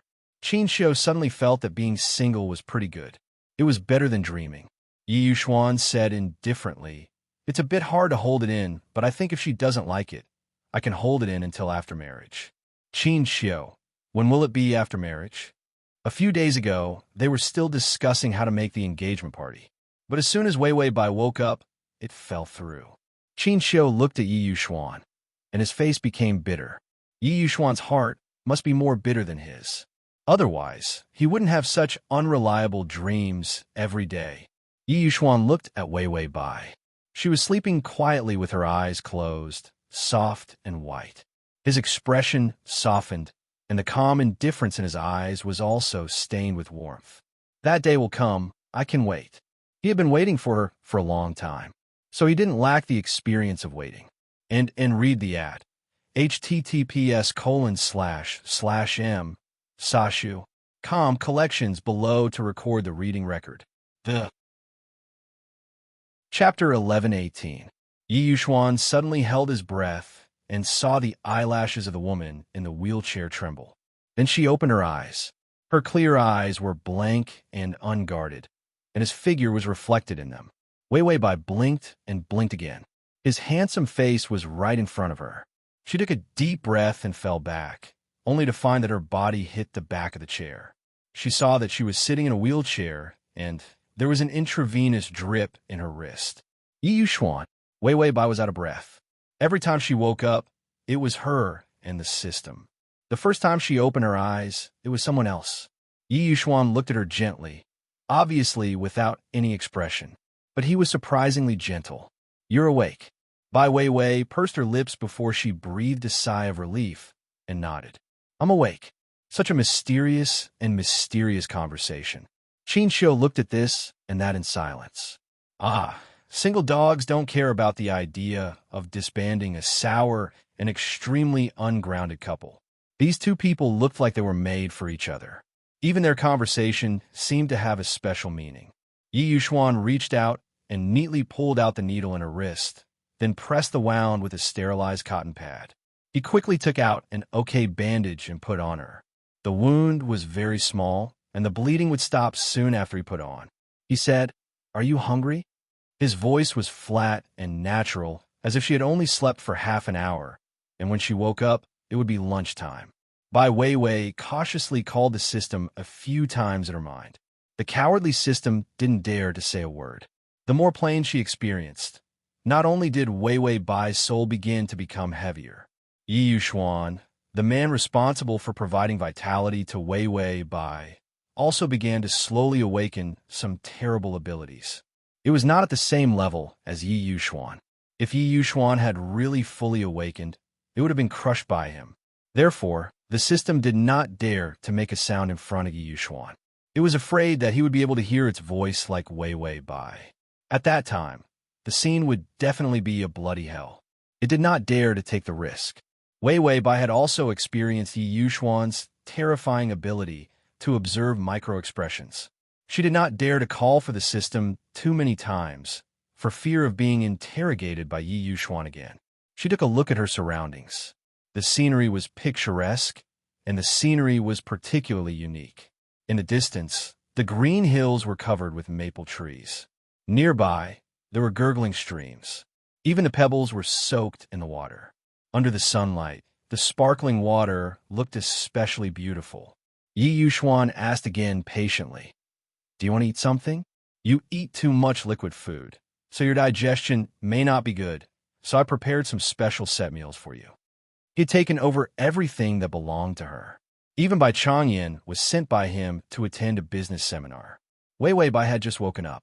In fact, she had no appetite. But under Yi Yuxuan's insistent gaze, she nodded. She nodded, her mind still a little muddled. Why was she here with Yi Yuxuan? Yi Yuxuan asked people to start making lunch. He brought her a paper cup with special warm juice inside. Wei Wei Bai drank the juice and watched Yi Yuxuan, like a nanny, began to busy himself, although there was an assistant. But without orders, the assistant did not dare to help Yi Yuxuan do anything. Qin Xiu silently nibbled an apple. Suddenly, he heard Wei Wei Bai say, "Where is this?" Qin Xiu finally felt that he was a person, not an invisible person. He had been squatting next to them for so long. These two people looked at him as if he was air. Collection below to record this reading record. Chapter 1119. Qin Xiu immediately said excitedly, "This is the private forest park in the neighboring city. The scenery is great. Xian brought you here to get some sun." Wei Wei Bai was confused for a moment. Private forest park? It was a park. How could it be private? Was this not contradictory? Qin Xiu did not think so much. No matter how contradictory it was just a name. He said, "This is the Yi family's private property. The few mountains you see, including this stream, are all private property." Wei Wei Bai thought she had seen a lot of things. She grew up in luxury. What kind of wealth had she not enjoyed? But she was wrong compared to Yi Yuxuan. She thought of the biggest garden in her house, which was only a golf course. As for private mountains, private rivers, private parks, she was ignorant. Her house did not have any. Qin Xiu just said a few words before the system dared to speak. Host received 30 days of life points, deducting all kinds of XX costs, mainly system snacks, a total of 15 days. Host has 1,220 days of life points left. External life points can be accommodated for 1,500 days. Wei Wei Bai said, "Now you don't report the details of the life points deducted. Are you pocketing my life points?" The system said, "No, it's because I'm lazy, so I'll just report it briefly. Your pitiful life points are not worth it for me to reach out and steal. Can you not be so proud of your laziness?" Wei Wei Bai said, "How's Yi Yuxuan?" He was so calm. Her life points would not always be sucked away by Yi Yuxuan, right? The system said, "No change. Seems like he likes the stable period. That is, he is not excited, but the feelings are still there. If there's no big stimulation, it will always be like this. You can't farm life points, but you won't be sucked away by him." Wei Wei Bai said, "I'm used to the days of lying down to win. If I start to stimulate Yi Yuxuan, I'm not used to it." Previously, when Yi Yuxuan was emotional, she just had to wake up. He didn't have to do anything.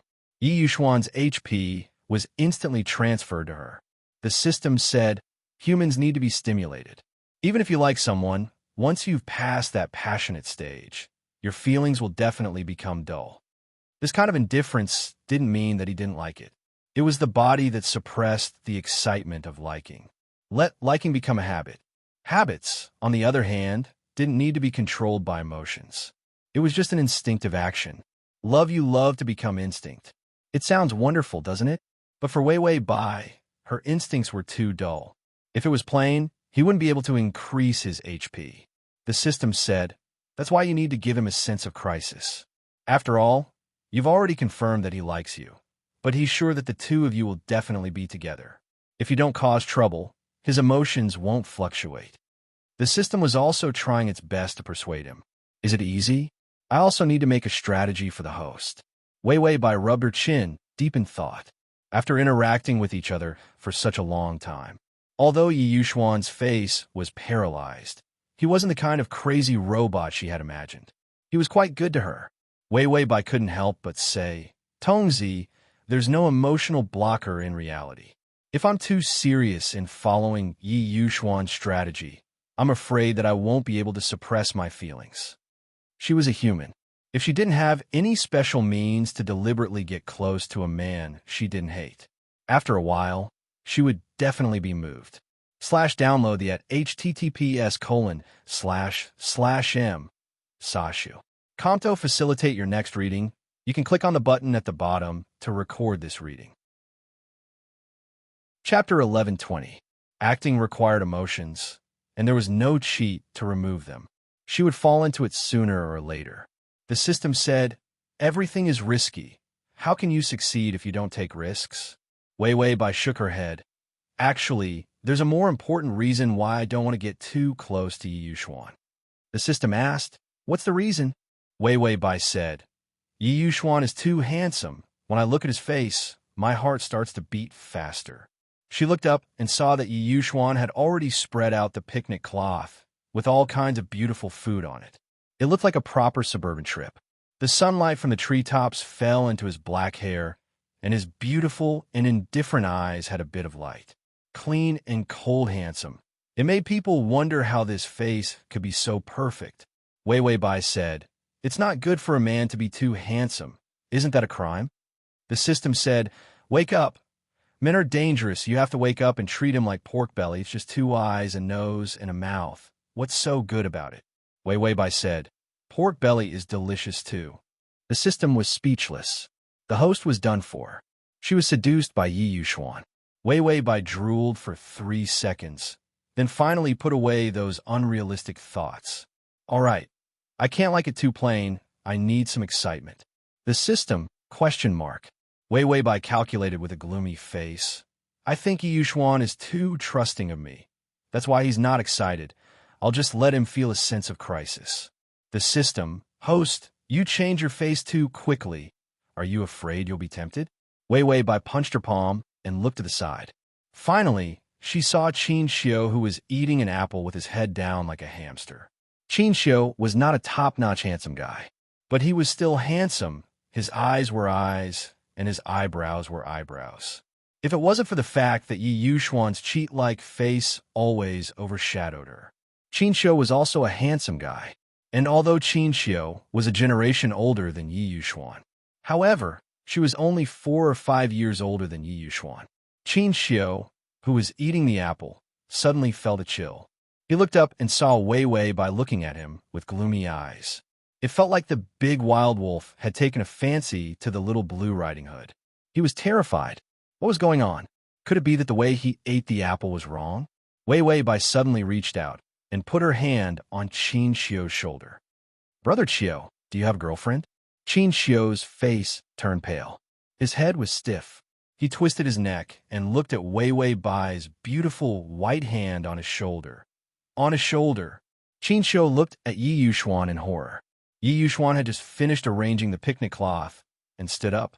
His eyes coincidentally fell on Wei Wei Bai's hand and then on Qin Xiu's shoulder. Qin Xiu's mind echoed. If he touched her hair, she would cut off his hand. Now it was Wei Wei Bai who touched his shoulder. Yi Yuxuan wouldn't cut off his shoulder, right? Qin Xiu trembled and said, No one would like me.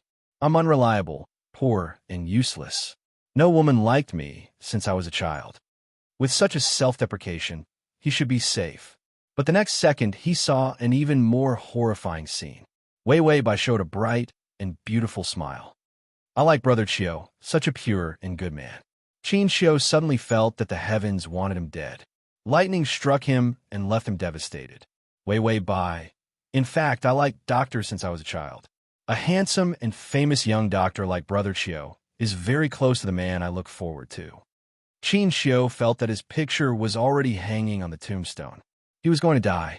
His desire to survive made him struggle, and he retreated in panic.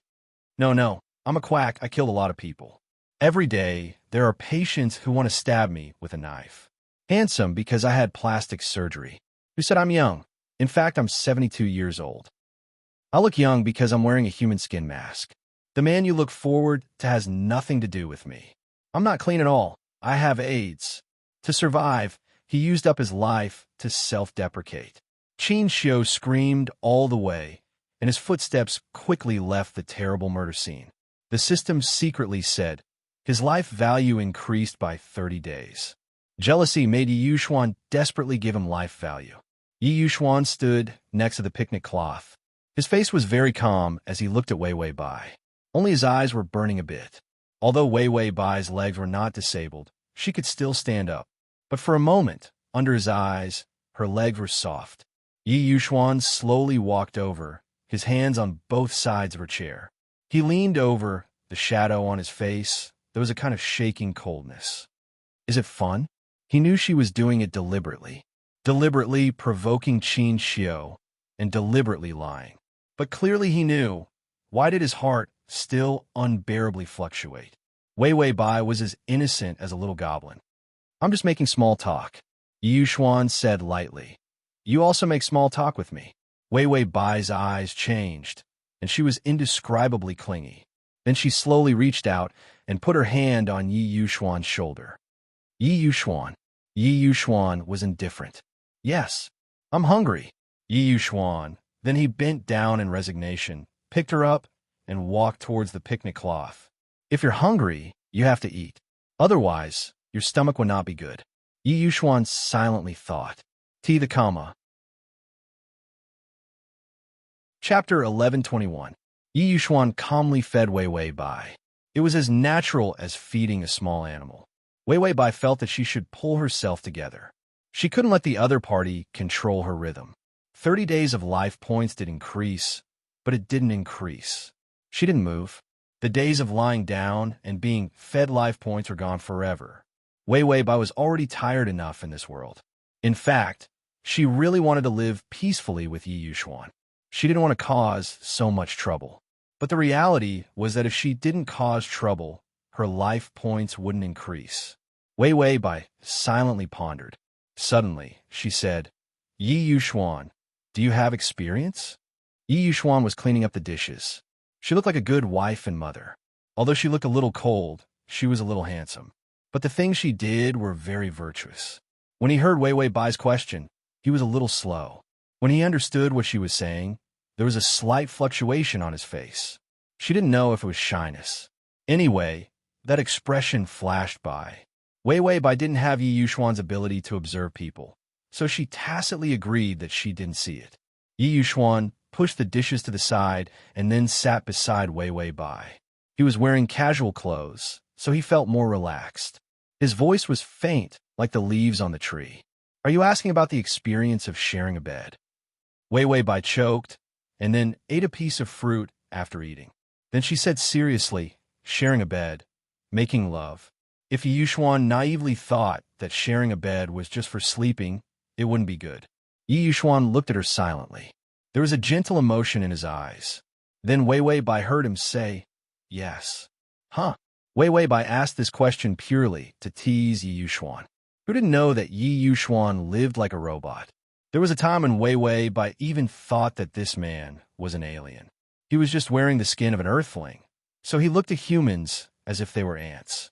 Can a human and an ant share a bed together? No. Could aliens share a bed with humans? No. So would Yi Yuxuan have the experience of sharing a bed with other women? It shouldn't. Bai Weiwei was still holding a half-eaten apple in her hand. She stared at him in a rare daze. Yi Yuxuan actually had experience? Bai Weiwei didn't know if it was an accident or something else, but she suddenly felt an uncomfortable sour feeling in her heart. She forced a smile and said, I can't tell. When did this happen? When was it? During the time when they were engaged, it should have been impossible. Even if she didn't pay much attention to Yi Yuxuan, She knew that Yi Yuxuan didn't have any female animals around him at that time. Yi Yuxuan looked at her quietly. He seemed to see the subtle changes in her expression. He smiled gently. He had never felt this way before. She was unhappy. He actually felt happy. Human emotions were really complicated. Once again, he felt an unfamiliar surge of emotion. He did something that he wouldn't do logically. Yi Yuxuan said softly with a relaxed tone, "Recently." Wei Wei Bai recently? Wei Wei Bai's lips trembled. How recently? Yi Yuxuan, these few days. Wei Wei Bai, she asked the system softly. Is this considered cheating? The system was very careful. It said almost in a whisper, you broke off the engagement. Wei Wei Bai thought about it and agreed. She couldn't increase her life points just because Yi Yuxuan liked her. / save button to record this reading. Chapter 1122. She would have to be blind to not notice his gaze. The more indifferent a man was, the more impactful his gaze was when it was burning. Wei Wei Bai was also someone who had experienced big scenes. She swallowed this damn apple that was especially hard to swallow. She almost choked herself to death. Yi Yuxuan suddenly held the picnic cloth with his hand, leaned forward, and reached out to touch Wei Wei Bai's lips. It's stained. Wei Wei Bai immediately caught the flaw and sneered. The apple isn't stained. I've already eaten it. It wasn't a cream cake. If there were really apple crumbs on it, how could she not know? This was a clumsy way to take advantage of her. Yi Yuxuan blinked calmly, and his expression was very puzzled. Your lips are stained with saliva. Wei Wei Bai, wasn't it disgusting to say this? Yi Yuxuan said calmly. Also, you can't wipe your fingers clean. Wei Wei Bai frowned. Just as she was about to reach out and wipe it herself, the arm that she had just raised was pressed down by him. He had already leaned over and kissed her lips. There was a faint apple fragrance on his lips. Wei Wei Bai felt that her experience of big scenes was not reliable. Without the emotional shield, her heart did not belong to her at all. She could not control the speed of her heartbeat. She could not control the stiffness of her body and the instinctive reaction of not being able to dodge. He kissed her quietly and gently. The contact between the lips and teeth was careful and affectionate. This kiss had the taste of fruits and the fragrance of trees. There was also the faint and cold aura on Yi Yuxuan's body. Just like that, he took away all her rights to struggle. Wei Wei Bai did not even know when it would end. She looked at him blankly and saw that his eyes were gentle and smiling. Yi Yuxuan rarely smiled, but every time he did, it made people feel that this man was glowing. His breath brushed past her lips, and his voice came slowly. My experience is all from dreams. After all, men have needs, but they don't want to scare you, so they can only do whatever they want to you in the dream to satisfy their needs. Surprisingly, there was an unnoticeable smile in his words. Wei Wei Bai, Yi Yuxuan reiterated, my body is still a virgin. You can test it. I'm very young. Wei Wei Bai felt that she had been won over by Yi Yuxuan. The rhythm of the battle had been completely taken away. The opponent's skill level was too high. For the first time, she realized that she was actually a weakling without a cheat. Yi Yuxuan completely crushed her. She shifted her hips and distanced herself from Yi Yuxuan. I believe that you are inexperienced. There is no need to verify it. This was the first time she had been so cowardly. Facing Yi Yuxuan, she actually couldn't bring herself to be tough. When she didn't have feelings, she was like the sun, the earth, and the air. When she had feelings, she didn't dare to be with Yi Yuxuan for days. Wei Wei Bai felt that she wasn't scumbag enough. She should be so scumbag that she could kick Yi Yuxuan away, even if he was a freeloader. She was scared and wanted to retreat, but Yi Yuxuan was closing in on her. Why did you treat others like that just now? His voice was clearly calm, but it gave people a deep sense of questioning.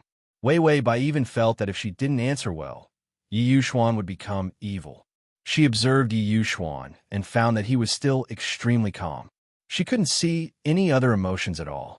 The robot's description was not wrong at all. Wei Wei Bai laughed dryly. It's just a joke. Yi Yuxuan didn't answer and looked at her deeply. / to make it easier for you to read it next time, you can click.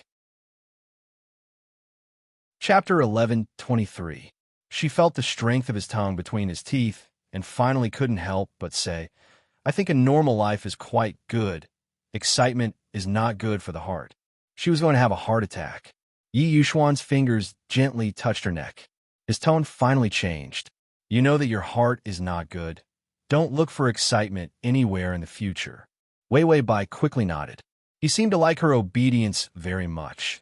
The cold darkness in his eyes faded, and he gently let go of her. I'll get someone to clean up the villa here, then we'll go back. Yi Yuxuan touched her hair, then got up and walked to the assistant, calmly giving orders. Wei Wei Bai felt that she was completely suppressed by Yi Yuxuan. Even when he approached her, goosebumps appeared on her back. In the past, she was so ignorant and fearless to get close to him and flirt with him. She felt that ever since she had a slightly different feeling towards Yi Yuxuan, she could completely feel the turbulent undercurrent of his calm temperament. The more she interacted with Yi Yuxuan, the more she felt that this man could let her do whatever she wanted in the past. It was because he indulged her. Thinking of this, Wei Wei Bai felt that she was really very perfect. Even Yi Yuxuan, who was so strong, was willing to tolerate her. The system heard Wei Wei Bai talking to it about how perfect she was. It really didn't want to remind her about her life points. But Wei Wei Bai was not so easy to fool. How much is your life points? The system said it's full, 1,500 plus the 20 days you got from the strategy. It's a total of 150,000 in 20 days. Wei Wei Bai said, I've been in the strategy for so long, risking my life, abandoning my integrity, my face and my soul have been tarnished, so I only have 20 days of life points after so many worlds. And the days Yi Yuxuan gave her was already 1,500. She suddenly wondered why she was in such a miserable state. The system stroked his hair and said, That's also a strategy. Isn't the strategy to defeat Yi Yuxuan also a strategy? This was also the host's ability. Originally, it thought that its host would shamelessly praise it like before, and at the same time, praise itself to its heart's content. But this time, Wei Wei Bai was silent. Then she said, Let's go. The system said, Aren't you in too much of a rush? You're entering the next realm so soon? The host was getting more and more anxious. Wei Wei Bai had a rare, melancholy look on her face. I can't always face Yi Yuxuan. The system asked, Are you afraid that he'll absorb your life points? Wei Wei Bai, am I the kind of person who only thinks about HP? The system replied, Yes. Wei Wei Bai, she couldn't deny it, so she simply didn't respond. Instead, she softly voiced her thoughts. I have to complete the strategy before I have any shameless thoughts about Yi Yuxuan. Otherwise, I might not be able to transmigrate in the future. The system asked why. I'll always be here. At most, I'll be interrupted when you do those shameless things with Yi Yuxuan. I can still bring you there when you transmigrate. Wei Wei Bai slowly shook her head. That's not the reason. If I really like a man, then wouldn't it be cheating if I go after another man? If I really like Yi Yuxuan, I won't transmigrate anymore. Cheating was something that Wei Wei Bai couldn't tolerate, whether it was her partner or herself. Right now, she only had some vague thoughts about Yi Yuxuan, but it wasn't enough for them to truly love each other. She couldn't go any deeper. /txt download to make it easier for you to read next time. You can click save below to record this reading record. Chapter 1124. The system had never thought about this problem. It had seen too much of Wei Wei Bai's behavior in this world. It thought that Wei Wei Bai was a person who would be alone for life. Whoever she fell in love with would be unlucky. Of course, it felt that Wei Wei Bai was the kind of person who was so narcissistic that she would not love anyone, except for her own family. That was why it had been encouraging Wei Wei Bai to be with Yi Yuxuan, except for getting close to Yi Yuxuan and being able to get a considerable amount of life points from him. It felt that Wei Wei Bai would not be moved by Yi Yuxuan. The system's expression was a little ugly. Indeed, if Wei Wei Bai was really moved with her personality, she would not allow herself to transmigrate to another man. It knew that those children of the world were all Yi Yuxuan. But Wei Wei Bai did not know. It could not tell Wei Wei Bai the secret. So at that time, it could only watch Wei Wei Bai die early because of her lack of life. This was something that it could not tolerate. The system said in a low voice, Okay, let's go. Wei Wei Bai was sharper than it. She was right. She could not be moved by Yi Yuxuan. It would rather she be heartless than lose her life because of being moved by Yi Yuxuan.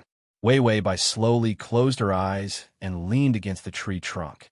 Suddenly, she said softly to the system, "Tongzi." The system said yes. Wei Wei Bai said, "How much life points do I need to live until I'm 82 years old?" The system said, "More than 20,000 days." Wei Wei Bai said, "Then I'll quickly farm for 20,000 days, then I'll have a good relationship." When she was done with her strategy, her life points would be around 80 years old. She would try to open up her heart and mind to like him. Yi Yuxuan had just finished giving the order when she sensed something and abruptly turned around. He saw Wei Wei Bai quietly leaning against the tree trunk, her long hair scattered in front of her chest. She lay under the shade of the tree and fell asleep again. He stood there in a daze for a few seconds before quickly walking over. Yi Yuxuan crouched down and gently stroked her fair cheeks, sighing. So fast this time. There was no sign of joy or sorrow on his face. There was only a kind of gentleness that had always been in his eyes. Then he carefully lowered his head and kissed her lips. Sweet dreams. When Wei Wei Bai woke up, she had a splitting headache. It was different from the pain in the past. This time, the pain was unusually strong, making her feel uncomfortable and disgusted. There was too much noise around. She propped up her tired eyes and heard someone say, "Make way, put her on the stretcher." Then, she was carried onto a stretcher. Wei Wei Bai took the opportunity to open her eyes and look around. She found herself in front of stage, and on the screen, there were the subtitles of the 21st Shenghua award ceremony. Next to her, there were people throwing shoes and cursing at her. How did someone like you get in? You're a kept woman. Why didn't the Shenghua award ceremony ask you to leave? You're dragging down the entire ceremony. Why did you give the tickets to a woman like her? There were all kinds of insults. There were also hats and shoes. Wei Wei Bai felt that her role this time was not very good. She called out to Tongzi. The system did not delay this time. It said, "Wait until you're stable before transferring your memory. You have a slight concussion." Wei Wei Bai thought of the scene just now. She must have been hit in the head by someone's leather shoe. It was not easy for her to be escorted to the hospital. There was a group of paparazzi following behind her. "Wei Wei Bai, I heard that you gambled and lost all your money, right? For the sake of fame, you used despicable means of framing others for plagiarism. You leached off the popularity of the little queen, Jiangro. Don't you feel ashamed?"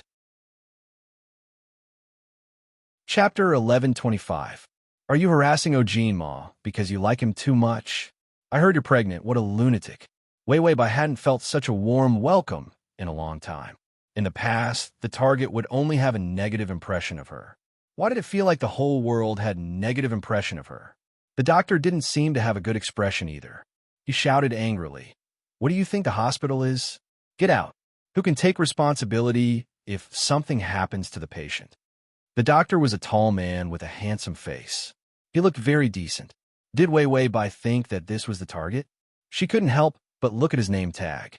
Su Yehua. After a series of tests, she was hospitalized. The paparazzi were also blocked outside the hospital. During this time, no one came to see her. The system had transmitted memories because she had a concussion. It would cause headaches and aggravate the symptoms of the concussion. So it didn't transmit the information. It simply explained her identity in this world.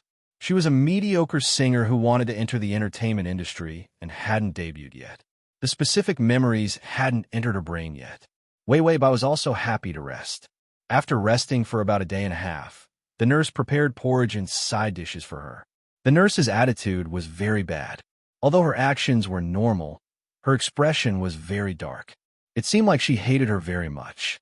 Bai Weiwei was very calm about other people's supercilious looks.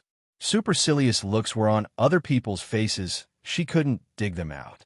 She lowered her head and quietly ate the porridge. Suddenly, the door of the ward opened. Wei Weibai looked up casually. She saw a man wearing sunglasses. His expression was very cold. His exposed jaw was tense and had a murderous aura. He wore tight black pants and a large black crane jacket. He even carried a guitar bag on his back. His whole person was like an unsheathed sword. His clean and neat beauty had a charm that directly hit people's hearts. The system finally reminded her. This mission is to obtain Ojinma's love. Target, Ojinma. Completion, 0. Time, 12 months. A year's time was very generous. Wei Wei Bai felt a familiar feeling of memories entering her mind. She was already used to this kind of pain, so Wei Wei Bai watched calmly as Ojinma walked in. After she finished looking through the memories, she wanted to curse him but kept it in her mouth. In the end, she choked up with a pitiful voice. Jinma. Ojinma took off his sunglasses, revealing his amber eyes. Her eyes were as beautiful as honey flowing under the sun. The media once wrote that if there were angels in this century, then this angel must be Ojinma. Ojinma was a true international superstar, a man who had completely turned the weak music industry in the country upside down and changed it. He had beautiful skin that was as cold as snow. His flawless appearance was so exquisite that it made people gasp in amazement. Clearly, because of his overly exquisite facial features, he had incomparably cold, offensive power. But because of a pair of overly warm eyes, he was like an angel that had fallen into the mortal world. Anyone who saw him would feel that he was the most perfect man in the world. It wasn't that Wei Wei Bai wanted to use such a disgusting and lengthy description to fill up the word count. But in her memory, there were even more shameless descriptions than this. This Ojinma was simply the darling of the media, the savior of the music industry. The memories of him in her mind were all these crazy and immoral praises. Her mind had never been stuffed with so many praises. Wei Wei Bai felt that she had indigestion because they were all praises for others.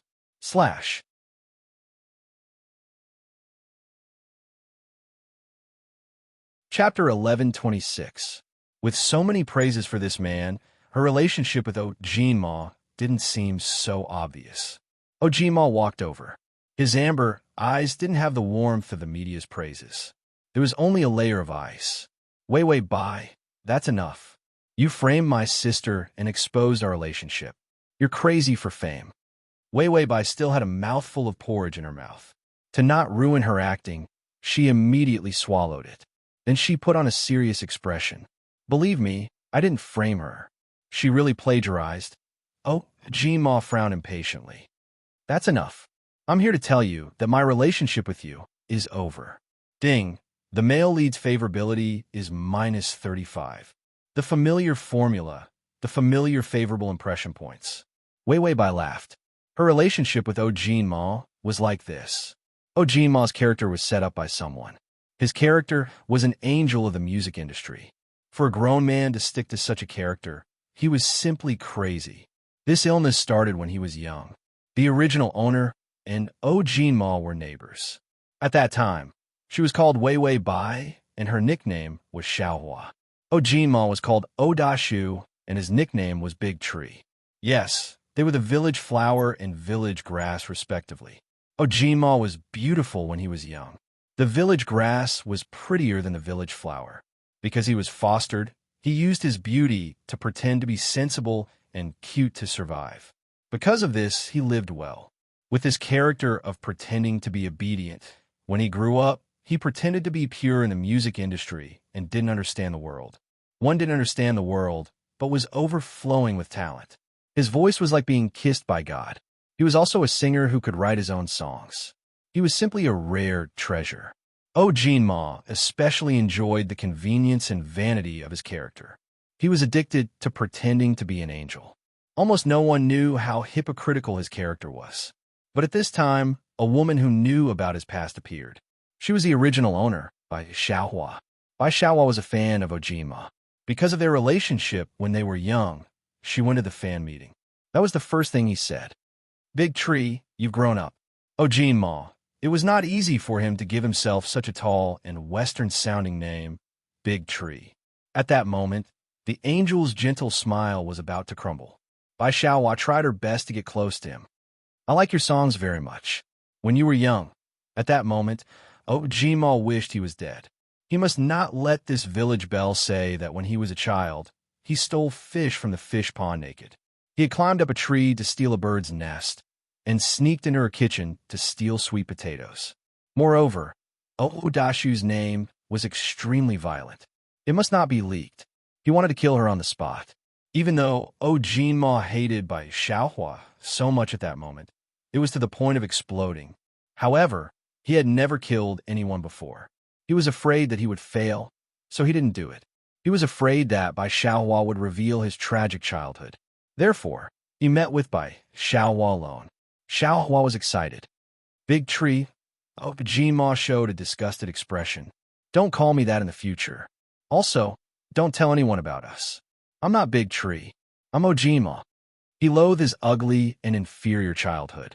He hated it even more when he saw his childhood neighbor. Only then did Bai Xiaohua realize that she had met an old friend in a foreign land. Ojima looked at her coldly. He was not an angel at all. What conditions do you have? I heard that you can write songs yourself. Do you want to enter the music industry? I'll let you debut. Chapter 11:27. Bai Xiaohua didn't expect Jinma to be so cold. She was stunned. Jinma was afraid that she would ask for too much. He immediately said, "This opportunity is very rare for an outsider with no talent. If I take this opportunity, we won't have anything to do with each other in the future. We won't know each other even if we meet." Bai Xiaohua shook her head and said hesitantly, "I have a request. If you fulfill it, I will pretend that we don't know each other." Bai Xiaohua was also confused.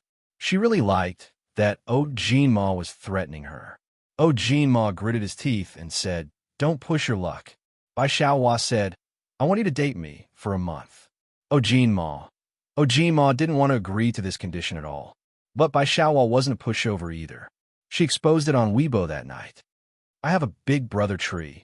This sentence didn't have any meaning. Besides Jinma, no one would understand. So Jinma agreed to it. When they were dating, they wouldn't have any physical contact. They would only meet once a week, and there wouldn't be any photos. When Wei Bai saw this, she felt that Bai Xiaohua was dating a ghost. Jinma treated dating like air, and the image of Bai Xiaohua as a scheming girl was fixed in Jinma's heart. Then, during this month, Bai Xiaohua did everything she could do. Because of Jinma, she came into contact with Jinma's half-sister, Jiang Ro, and Bai Xiaohua was considered to have some talent. She even wrote a very good song. This song was her stepping stone to enter the entertainment industry. But before it could be published, Jiang Ro stole the original manuscript. With this song, Jiang Ro went from being a mediocre singer who could only rely on Jinma's reputation to survive. She didn't have any representative songs.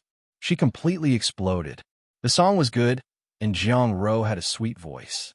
Most importantly, she was Jinma's younger sister. His sister actually knew how to write songs. This was simply a family of geniuses. That was why the news about the family of geniuses had been spreading like wildfire. As for Bai Xiaohua, she was unwilling to let her results be stolen. She exposed it on Weibo, but because the original manuscript was missing, she was scolded by Jiang Ro's fans to the point that she almost committed suicide. Later on, Jinma even called her and scolded her for being disgusting.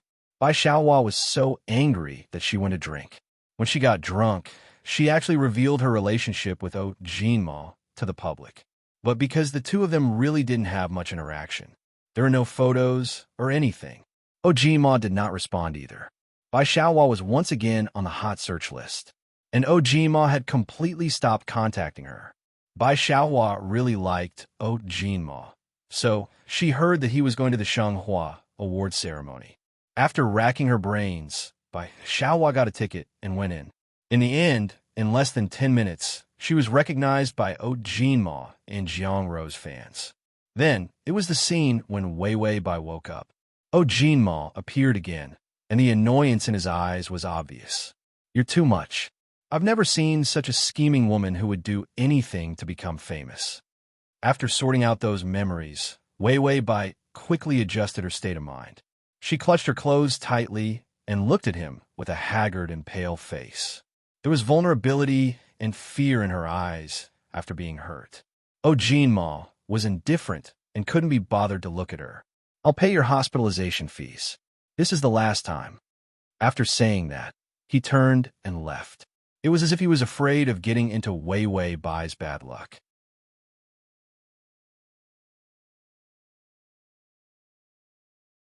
Chapter 1128. Wei Wei Bai suddenly said in a hoarse voice, "Did you know that Jiang Rose stole my original work?" Ojima. This was the first time she had called him with such a cold voice. Ojima's footsteps paused, and his voice turned cold. "How can you be so thick-skinned? How can someone as evil as you create good works?" Wei Wei Bai finally could not hold back her sobs. "Ojima, don't you know what kind of talent Jiang Ro has? If she was really talented, she would have been famous long ago. How could she only become famous after meeting me?" Ojima turned his head, his eyes indifferent. "So what?" Wei Wei Bai looked at him blankly, as if she could not understand his words. Ojima's angelic appearance finally had a hint of evil. "Anyway, you're hated by everyone now. No one will believe anything you say. The village child in the quagmire should obediently go back to farming. Don't come out and make a fool of yourself." Bai Weiwei seemed to react. "You let me be slandered just to make me become a rat crossing the street. No one will believe me.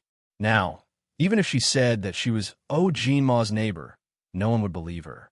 Ojinma smiled coldly, turned his head, and returned to his gentle expression. He left without saying a word. Wei Wei Bai's expression also changed after he left. Then she lowered her head and ate her porridge. "Tongzi, this person is too hypocritical and shameless. I feel like I'm going to die from looking at him." The system said, "Me too. All right, your side reward is here." Wei Wei Bai said, "This is the first time you're so eager to give me a reward. What's wrong with you?" The system found a one-time reward in the trash and happily sent it to Wei Wei Bai. "Ding! The host is rewarded with the animal transformation skill." Wei Wei Bai, the system said, "This skill allows you to transform into any animal. Do you want to try? When you're asleep, your soul can cross over into an animal's body." Wei Wei Bai, "Haha, thank you." Why did she turn into an animal? Should she turn to a wild boar and kill Ojinma? Suddenly, she had a flash of inspiration. Can this skill be used on others? Yes, but it can only be used on one person. Wei Wei Bai's eyes lit up, and then she slowly revealed an evil smile. Ojinma returned to his own house, which was very luxurious. There were all kinds of expensive musical instruments, and the floor was covered with sheets of musical scores. There were also all kinds of gold ornaments that were not suitable but were very expensive. Ojima thought about how he had finally gotten rid of that scheming woman, Wei Wei Bai. He was in a great mood. He put down his guitar and began to write a song on the sheet of music. This song was very pleasing to the ears. He was talented and even had a musical sensitivity that far surpassed others. But unlike what the outside world said, he didn't write music as if it was a game. To maintain his image as a peerless genius who could become a god even if he did not work hard. Basically, he lived a relaxed life during the day, and when he returned home, he would desperately write songs, learn songs, and practice his voice. He did it to get everything he had today, to get everyone's praise. He did it with all his might. That was why he hated Wei Wei Bai so much. He was clearly so different from when he was young. No one knew about his childhood, but Wei Wei Bai appeared. And now that Wei Wei Bai's reputation was ruined, no one would believe her words. Ojinma could finally breathe a sigh of relief. He poured himself a glass of wine, shook it pretentiously, drank it, and smacked his lips. It did not taste good, but one bottle cost tens of thousands. It was not even as good as the soup base of the spicy hot pot. He was the little angel prince, so the food he ate had to be elegant. He even had a small character who liked to eat sweet things. This character had won over a large number of young fans.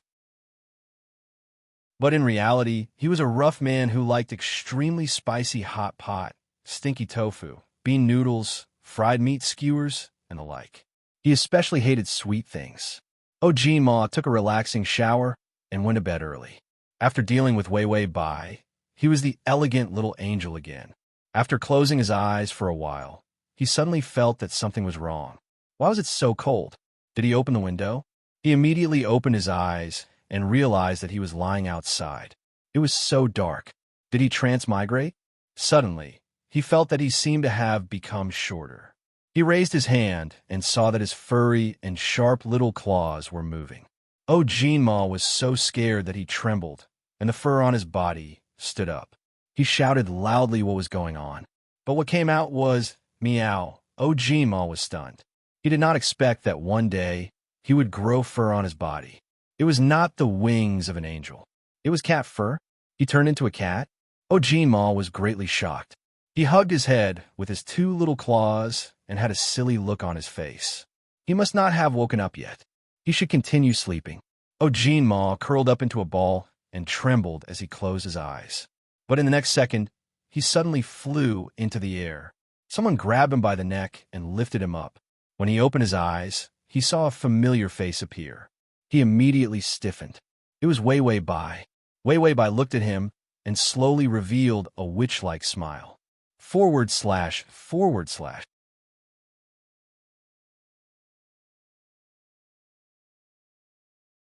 Chapter 1129.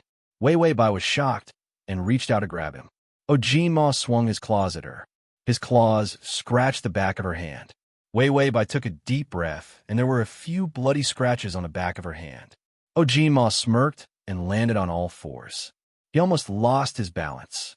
He staggered a few steps as if he was drunk. He was afraid of being caught by Wei Wei Bai and walked forward with his hands and feet. "Kitten, come back." Wei Wei Bai suddenly shouted at him. Ojima looked at her arrogantly. Did she really think that he was a cat that would listen to everything she said? While the strong headlights shone on Ojima, Ojima's eyes were dazzled and he jumped back. But it was too late. A sports car that was huge for Ojima was heading towards him. He had just transmigrated into a cat. He thought that this was the most bizarre and tragic thing in the world. But he was wrong. The most tragic thing was that on the first day he transmigrated into a cat, he was crushed into a meat patty. At this critical moment, a figure jumped out from the side and scooped him up, hugging him into a warm embrace. Ojima was stunned. His nose was filled with Wei Wei Bai's light and warm scent. Her heart was beating fast, and her body was trembling. But she still hugged him tightly. The sports car sped past them. He didn't notice that a woman was hugging a cat. If Wei Wei Bai hadn't rushed out to hug him and shifted their position, Ojima would have died. Ojima retracted his claws and released them. He tilted his head and looked at Wei Wei Bai with a complicated expression. But he realized that she was squatting on the ground. Her face was pale and her breathing was heavy.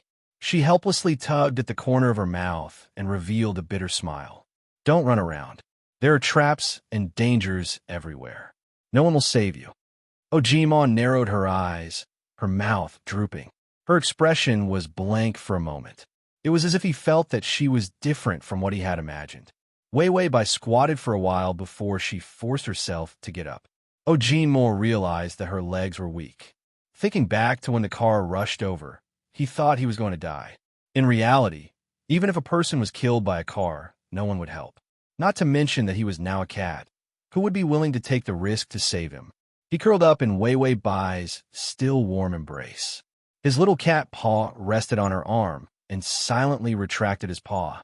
Maybe Wei Wei Bai wasn't going to cook him. Was it because she actually liked cats? Ojima would never admit that his opinion of her had changed. Ding! The male lead's favorability is at -30. Wei Wei Bai walked to the roadside and picked up a shopping bag. Ojima realized that he was in a garbage dump, and Wei Wei Bai only saw him when she came out to buy things. Wei Wei Bai carried the shopping bag, hugged the cat again, and walked into the nearest store. She asked if there was any cat food and some things that the cat needed. But there wasn't. Wei Wei Bai didn't have a trace of impatience. On the streets in the middle of the night, she hugged him and asked at least 3 stores. Finally, she asked the right place. Ojima's expression changed from disdain to silence. She didn't need to care about him, but she walked to buy the things that the cat needed. Wei Wei Bai bought some pet supplies. Then she walked back to her rented house. It was already late at night. She opened the door. The rented house was very simple, but Wei Wei Bai decorated it very cleanly and warmly. On the wall, there was a poster. Ojima took a look. Wasn't this his poster? /download address. Chapter 1130. He felt disgusted at the thought that this woman was his fan. After doing so many shameless things, she still had the cheek to hang up his poster. Wei Wei Bai put him down and went to boil some water. Ojima looked at the poster and tried to use some strength to jump up. He had never been so light before. Without much thought, he scratched the poster with his claws. He wanted to take the poster down, but his claws were not accurate and destroyed the poster. Seeing that there were a few more scratches on his handsome face, he unhappily used his soft cat paws to wash his face. Halfway through, he looked at his claws in shock. Would humans use their own hands to wash their face? No, only cats would. He had only turned into a cat for 1 or 2 hours, but he had already learned how to use his hands to wash his face. Ma was so frightened that he immediately put down his claws and sat down obediently. Although he was sitting, he couldn't help but look around. He saw that there was a photo frame at the head of the bed. It was actually a magazine photo of him that Wei Bai had cut out and put in. Beside his photo was a photo of Wei Bai smiling brightly. There was an obvious white gap in the middle. The style and color of the photo were different. Ma snorted. How much did she like him? How could she do such a lowly thing? Ma was not happy at all to be liked by a woman he hated. There was a rush of movement from the bathroom. Bai Weiwei came out and reached out to pick him up. Ma looked stubborn and proud. His cold cat face and amber eyes looked at Wei Bai disdainfully. Wei Bai liked him. Although he hated her, he felt a sense of superiority when he saw her. People who were liked were always fearless, and cats who were liked were the same. Wei Bai put him next to the basin and said gently, "You've been wandering outside for too long. I'll give you a bath." Ma turned his head away. He didn't know why, but his legs turned to jelly when he saw water. He suddenly saw himself in the mirror. It had a round pancake face and drooping mouth. Its hair was so messy that it looked like a ball of wool that had been in the garbage for 100 years. What was even more frightening was that he thought that a handsome soul like him could be considered to have transmigrated. Shouldn't it be a handsome cat? How could it be such a dirty, horrible, dull-faced, and ugly, demented cat? Ma was frightened by its reflection in the mirror and let out a meow. Fuck, this isn't me.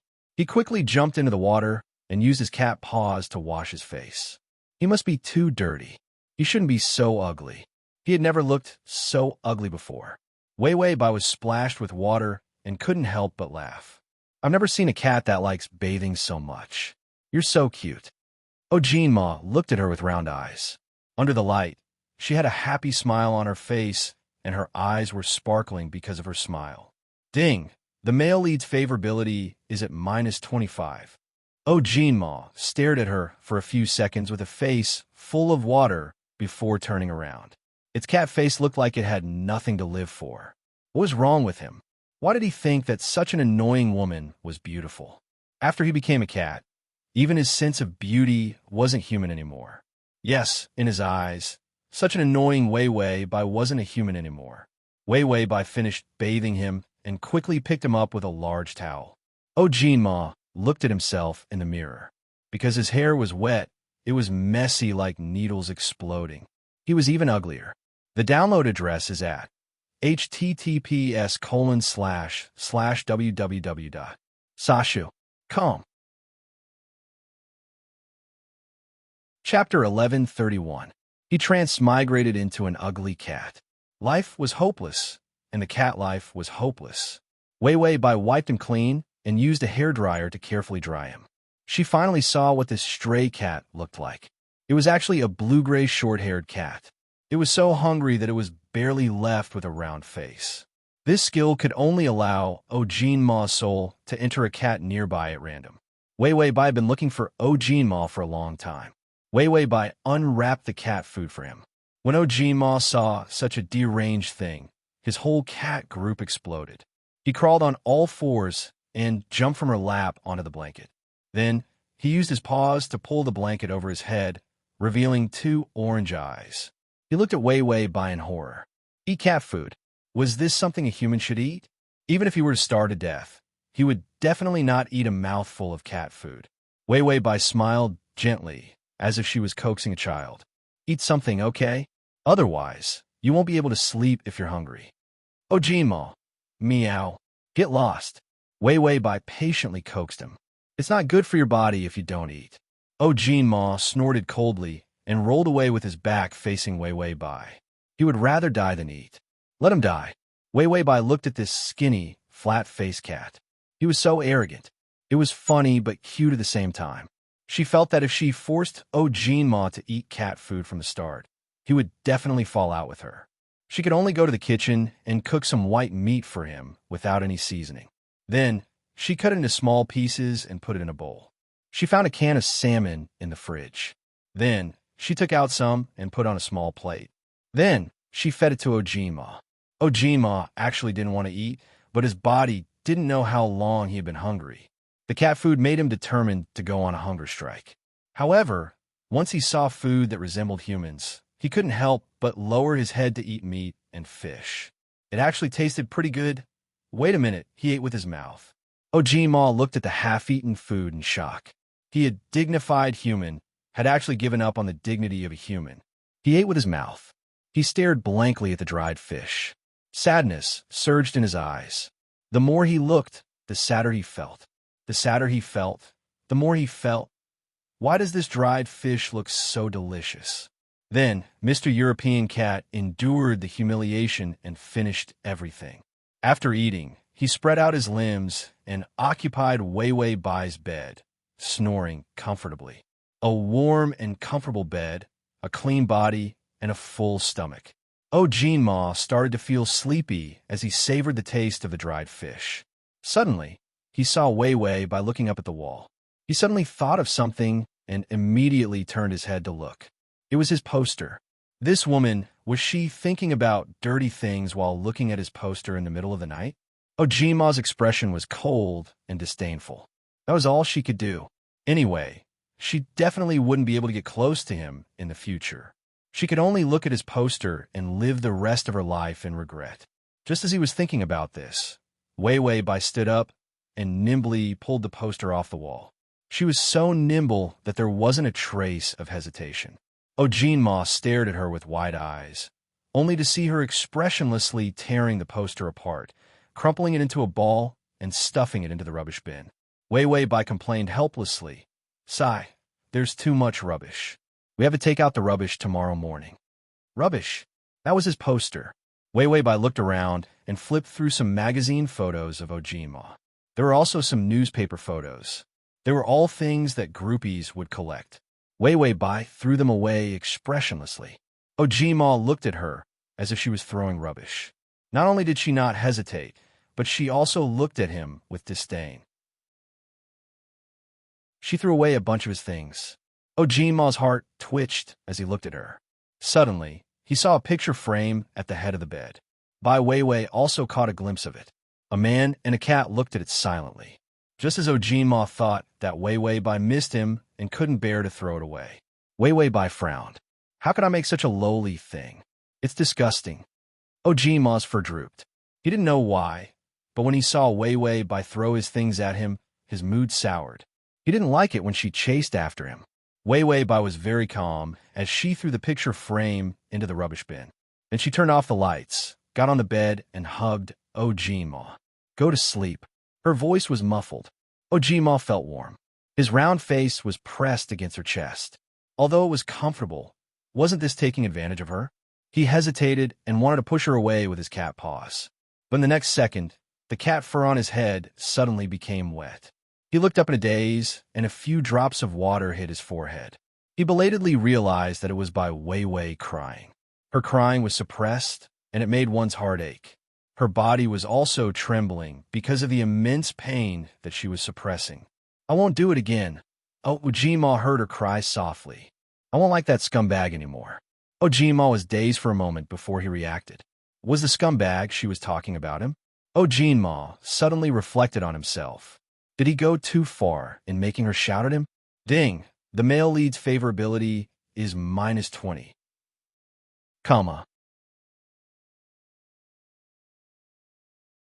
Chapter 1132.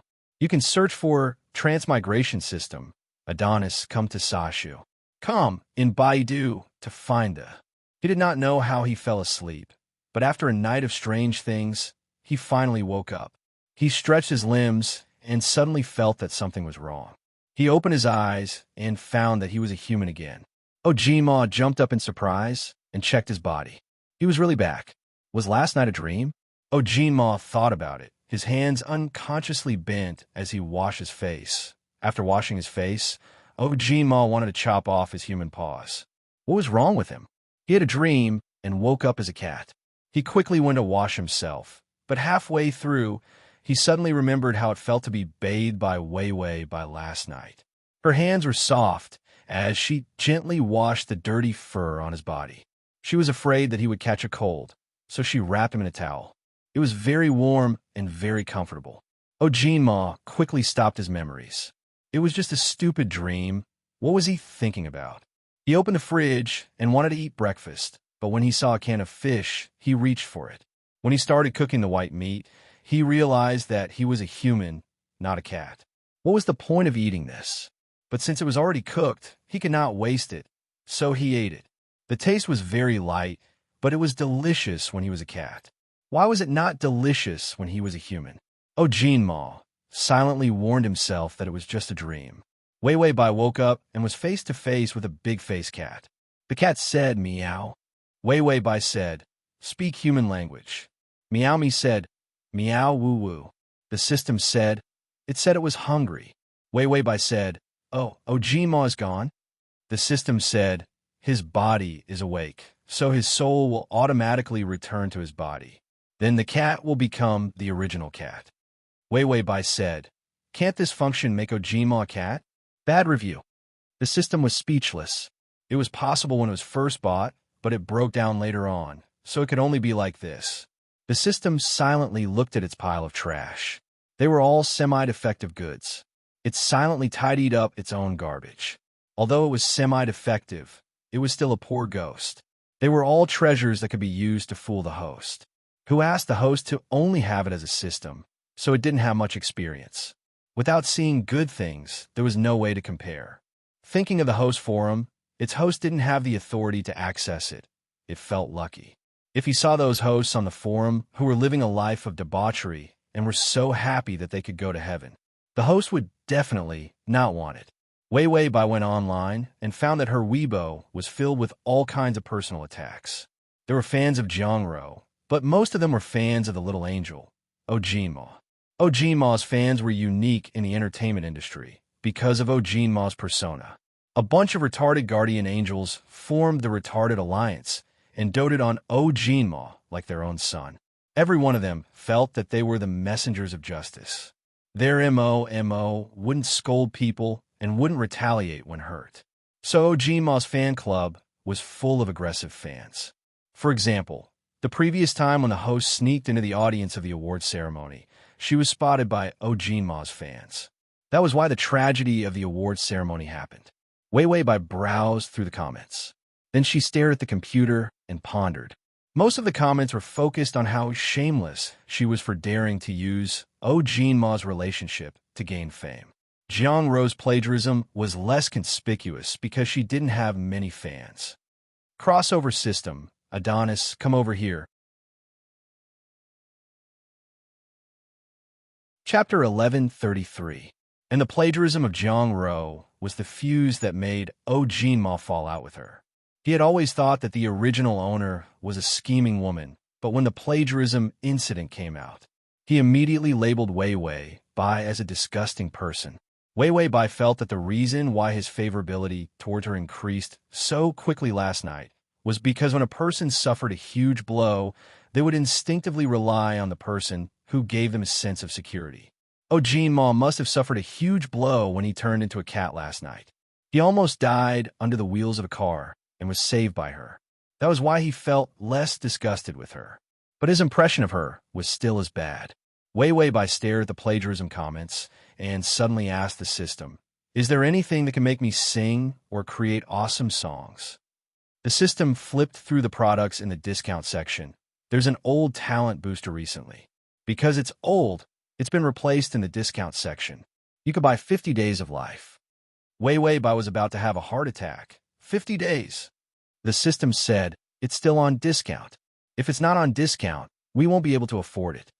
Wei Wei Bai asked, is this thing useful? The system said, of course. It can make you light up 3 talents, and all of them can reach your body's limit. Wei Wei Bai pressed on her heart. Use it, use it. Luckily, her current life points were in thousands. Otherwise, at the rate at which she earned 30 days worth of HP in a single plane, killing her would not have cost her that much HP, although the original owner had some talent. But this talent was poured into the song that Jiang Ro plagiarized. Some people could write such a good song in their lifetime. This was still considered a talented person. Unfortunately, the original owner only had this bit of talent. Her voice wasn't particularly good either. It couldn't even compare to Jiang Ro's voice.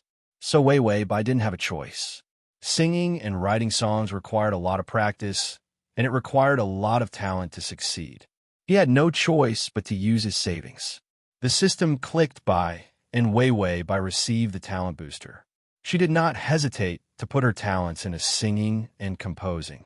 When he lit up the compose button, the lyrics button also lit up. The system said, after your composing talent increases, the talent tool will give you a lyricist talent. Wei Wei Bai only had one skill left. She chose the pet skill. After all, she had to raise a cat. If she didn't have the ability to raise a pet, it was possible that she would raise the pet to death. She thought about how she had raised Jean Ma to death. The favorable impression points would probably shoot up into the atmosphere like a rocket. Negative favorable impression points would shake the heavens and earth. After Wei Wei Bai had chosen her talent, she felt that her talent in music composition was soaring. This feeling was very obvious. For example, when he heard a song, he could understand and analyze how many methods were used to produce the song. But when he was writing songs, the moment he raised his pen, it would be a golden song. This was simply too good. The 50 days were not wasted. Wei Wei Bai finally felt that her heart did not hurt so much. She went online to check and found that the recently hyped Hua Nation's Best Song Competition was starting to audition. Hua Nation's Best Song Competition, as the name suggested, was looking for original talents from all over the country. Everyone had to bring their own original songs to participate in the competition. Then, every round, they had to sing their own original songs. During the first season of this competition, it was very amazing in the early stages.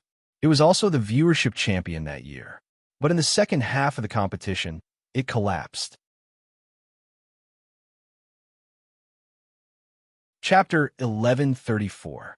That was because all songwriters knew that it was impossible for one person to write many good songs. And this program required all of them to be original works. It also required original songs for more than 10 rounds of competition. In the beginning, the songs that were taken out were the best written songs. Towards the end, the audience's appetite was whetted, but they found that the songs were getting worse and worse. Even on the Champions Night, none of the songs were listenable. This caused the program to fail. And to recover ratings, the program team hyped up, pulled in couples, exposed all kinds of dark secrets of the contestants, and used all kinds of tricks. They did whatever they wanted. This caused the program's reputation to collapse. Although they were scolding, the program still had ratings. Wei Wei Bai watched the recent talent shows launched by several programs. She still decided to go to this original composition competition because the program director of this competition was shameless enough to do anything for ratings. But the director was very insistent on one thing: to eliminate any singers who were not original and plagiarized works.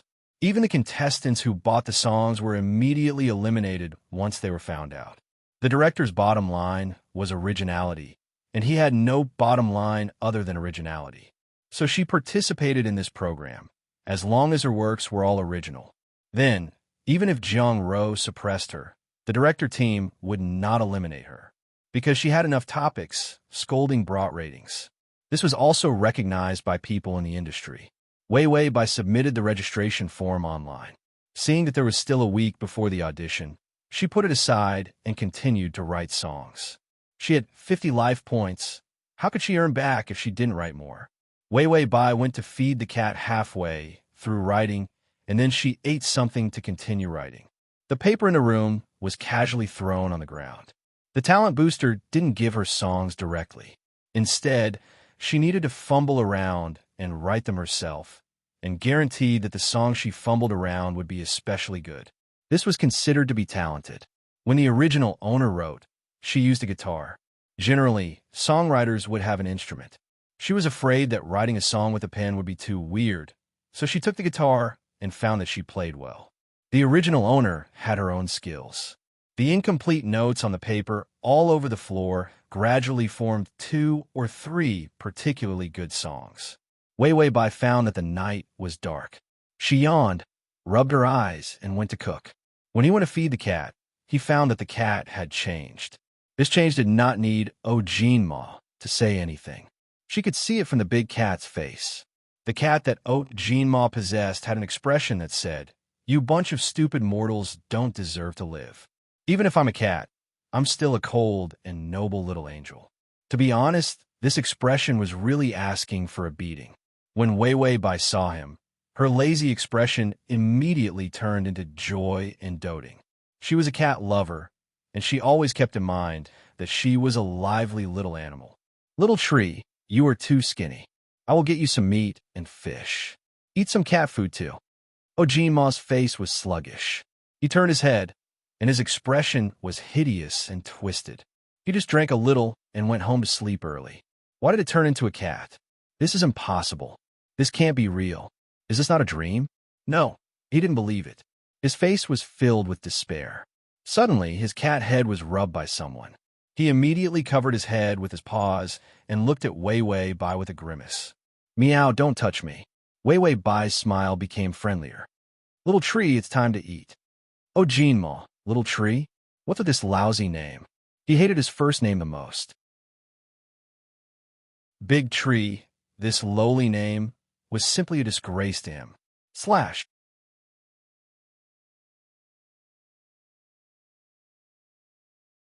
Chapter 1135. This woman raised a cat and even called him by his childhood name. This was how much she liked him.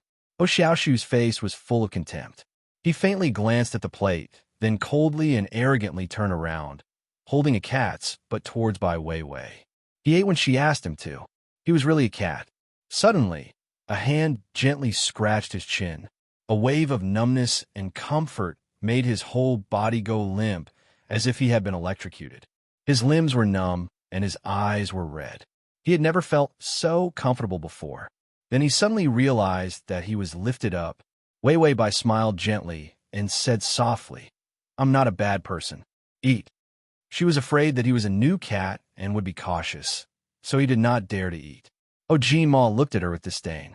"Fine, I won't eat." Wei Wei Bai suddenly reached out and touched his belly slowly. Jinma's eyes were wide open. How could there be such a comfortable thing in this world? His cat body approached Wei Wei Bai uncontrollably just to get closer to her. Wei Wei Bai smiled even more happily. Her fingers seemed to have magic. Wherever she touched, he would have an orgasm. How could he use such a vulgar adjective? This was a cat's instinct, not his. Jinma suddenly realized that his mouth was stuffed with meat again. He smacked his mouth. It tasted very good. This was a delicacy that human taste buds could not understand. He was fed by Wei Wei Bai until he was full. Wei Wei Bai saw that he had finished eating and put him in the cat bed. "If you want to poop, remember to go to the cat litter box. Don't poop everywhere." Jinma's comfortable expression suddenly darkened. Would he poop? He would rather die than poop. This was the dignity of a human who had turned into a cat. Wei Wei Bai's phone rang, and she picked it up. "Is this the program team of Hua Country's Best Song?" "Yes, I'm Wei Wei Bai. I'm sure I want to register." The relaxed expression on Wei Wei Bai's face disappeared, replaced by a serious expression. She casually took the note and remembered. "All right, I'll prepare at least 10 original songs, okay? I only have 3 songs on hand right now. Can I send them by email first?" The other side seemed a little unhappy. Wei Wei Bai begged for a long time before sending the song out. Jinma looked at her coldly. She was going to participate in an original song talent show. He knew about the show, and the production team had even invited him to be one of the judges for the second season. The remuneration was very reasonable. Although he was very tempted, the level of this program was not high enough for him to participate. He gave up. After all, this was not in line with his image as a superstar angel.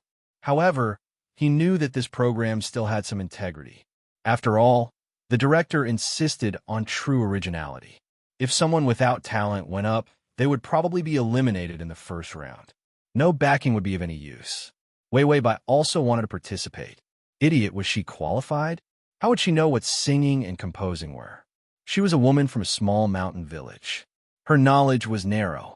She probably wouldn't even recognize a staff. She still wanted to participate in such a strong program. What was the point of going up? She was looking for a scolding. Wei Wei Bai did not care about the disdainful expression of the big-faced cat beside her. She turned on the recording device on the computer indifferently. Then, she hugged the guitar and started singing softly. Her voice was not sweet, but it was very clear and very recognizable. The song was about a crush. A sweet and sour melody, neither heavy nor bitter, began to play softly and skillfully. Oh Jinmo's body that was originally tilted suddenly sat up straight. He stared at her. This song. He had never heard of it before. Halfway through the song, Wei Wei Bai suddenly stopped. Then, she took a pen and wrote something on the paper. Then, she continued singing. Oh Jinmo realized that he was surrounded by papers. He lowered his head to look. It was a familiar, incomplete song that he dealt with every day. He stretched out his cat claws and looked at the papers one by one. This was an original song, and it was a very good song. Every song could be a hit. Oh Jinmo suddenly felt like he was struck by lightning. He was stunned for a long time before he looked up at Wei Wei Bai in disbelief. Did she really have the talent to write songs?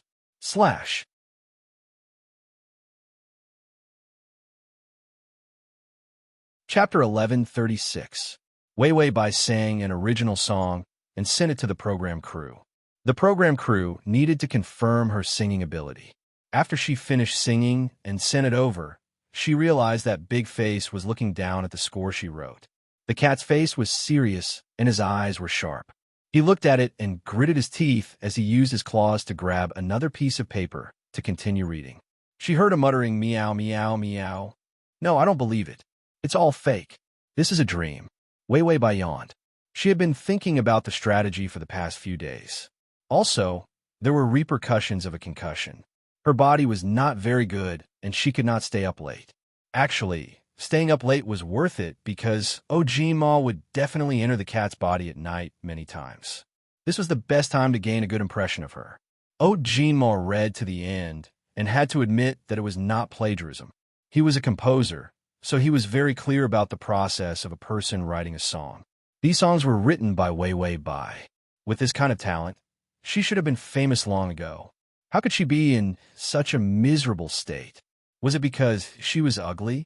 Oh Jinmo looked up and saw Wei Wei Bai sitting lazily on the computer chair. She casually reached out to support her face and looked down at the score. A few strands of hair fell to the side of her face. Under the light, her fair face had a kind of softness that was worth looking at. This kind of softness was not offensive, and it was easy to attract fans. It was easy to get both male and female fans. Wei Wei Bai seemed to feel his gaze. She turned her head and happened to meet his eyes. Oh Jinmo was nervous and lowered his head guiltily. He could not help but use force with his claws and tore the paper under his claws. He stared blankly at the paper under his claws. It was full of incomplete songs. He remembered that when he was writing songs, he hated it when anyone touched his things. Even the slightest sound could make him angry and throw things. This was the result of long-term stress.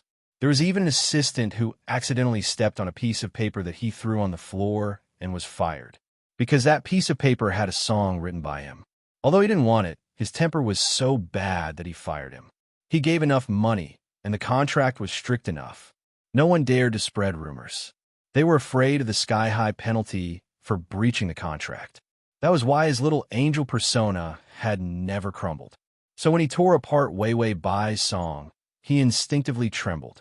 Bai Weiwei wouldn't throw him downstairs, right? He knew all too well the irritable feeling of having a piece of music that he had written with all his might destroyed. Weiwei Bai stood up from the chair. He immediately raised his head and looked at her warily. She walked over and glanced at the paper it had ruined. She picked it up, crumpled it into a ball, and threw it into the trash can. Oh Jinmo was confused. The next moment, she picked him up and gently stroked his head. "Little tree, it's okay.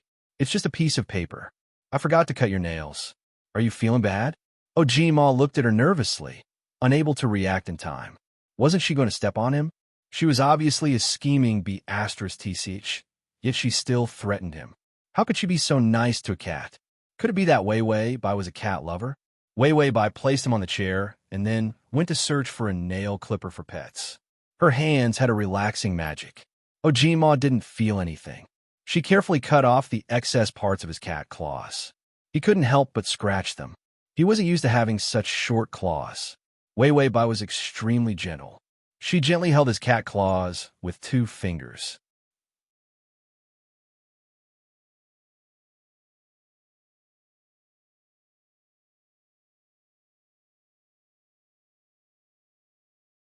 Chapter 1137. Don't move, it's not done yet. She smiled, then lowered her head and continued to snip gently. He looked up and saw that her long hair had fallen down, revealing the snow-white skin at the back of her neck. Delicate and weak, a beauty that was completely different from that of a man. Ojima looked at it and wanted to lick it. Lick it? Lick what? Did he turn into a cat? Did the pure and innocent image of an angel completely collapse into a wretched cat? Ojima's face darkened.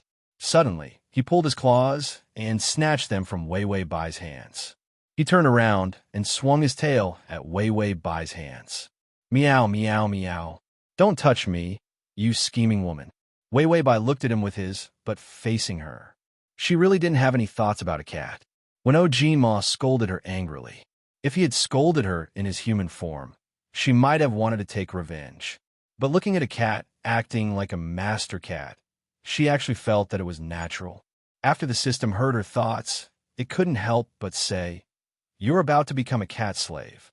Keeping a dog was a friend of humans. Keeping a cat was a master cat. That was why people who liked to keep cats were called cat slaves. Wei Bai rejected such an unpleasant name. I'm doing this for the strategy. A gentle strategy was so good. She had a year to slowly work on it. What was even better was that she didn't have any deep grudges with Ojima in this world. After all, threatening Ojima only made him lose his self-esteem. Compared to the other targets who were always venting their hatred for their country, this was already considered too light. Wei Bai yawned again. She felt that she couldn't continue with the strategy. She needed to sleep. She placed Ojima on the cat bed, then patted his head and said softly, "I'm going to sleep. You should sleep too. Xiao Shu good night."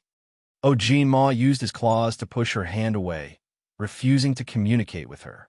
Although he had turned into a cat, Wei Bai was still good to him. However, Ojima still resisted the woman who had threatened him. Wei Bai didn't mind. There was still a long way to go. Love would come out sooner or later. Ojima watched as Wei Bai lay down on the bed. The room was small. When she lay down, her long hair spread all over the pillow, and it glistened under the light. Against her peaceful, sleeping face, she looked exceptionally pure and beautiful. It was a face that had no offensive power, but was very beautiful. It was the kind of appearance that girls love the most, but also the kind of beauty that men love the most for their first love. Ojima looked at the screen and suddenly slapped his eyes with his cat paw. Why was he studying her appearance? Did he want to be her manager? Seeing that Wei Bai was in deep sleep, he sneakily jumped onto the papers again. The more he looked at them, the more shocked he was. These pieces of music were very good. He even felt jealous when he saw this. He was still short of a few songs for his next album and had been stuck on writing them. Because of his genius persona, even if he couldn't write them, he couldn't say them out loud. Seeing that the album was getting closer and closer, he became more anxious. However, the songs written by Wei Bai were full of spirit. He suddenly stretched out his claws and hugged the papers, his cat face cold. Meow, idiot. Such good songs should be locked up immediately after writing them, and then applying for copyright protection. How could you throw them around so casually? Even if there was only one cat beside you, you couldn't let your guard down because cats could be transmigrated. Ojima snorted coldly as he used his claws to carefully help her keep the papers. She suddenly breathed heavily and turned over. The blanket slid to the floor.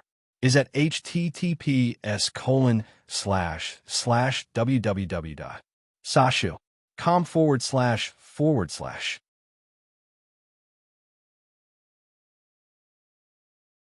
Chapter 1138. You can search Transmigration System. Male God, come to Sashu. Come in Baidu to find her. Luckily, Wei Wei Bai's smell was soft and nice.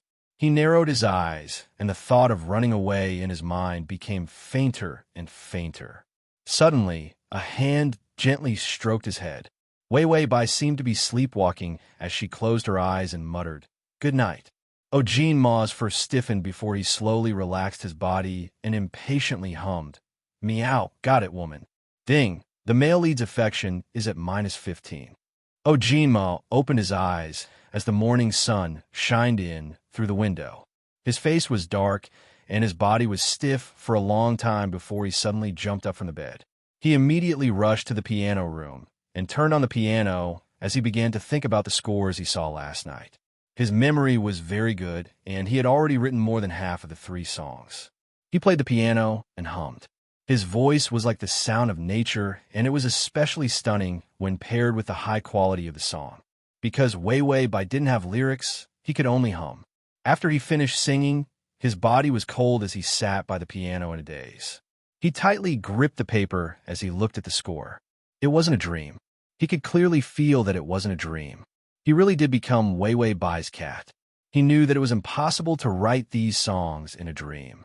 Even if he dreamed of it at night, the songs he dreamt of wouldn't be like this, because the style was completely different from his. Ojin Ma heard the sound of the door opening, and then a sweet voice sounded. "Brother, are you awake?" Before Ojin Ma could react, the door to the piano room opened. A beautiful woman wearing jeans and a white shirt walked in with soy milk and youtiao in her hand.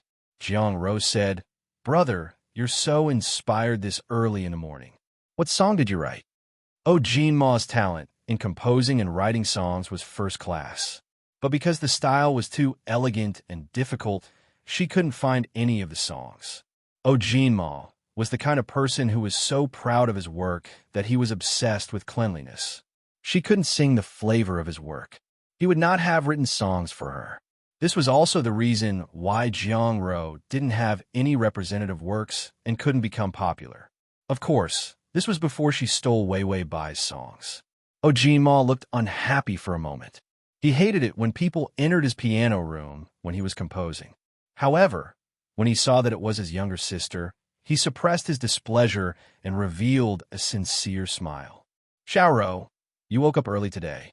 She always slept until the afternoon. Jiang Ro pouted. "I was just wondering if you hadn't eaten breakfast again." Her sharp eyes caught sight of the score in his hand. She reached out and snatched it, immediately flipping through it. "Is that a new song?" she said, humming at once in surprise. "Brother, have you changed your style? It's so gentle and nice. It's not suitable for you to sing. Is it for me?"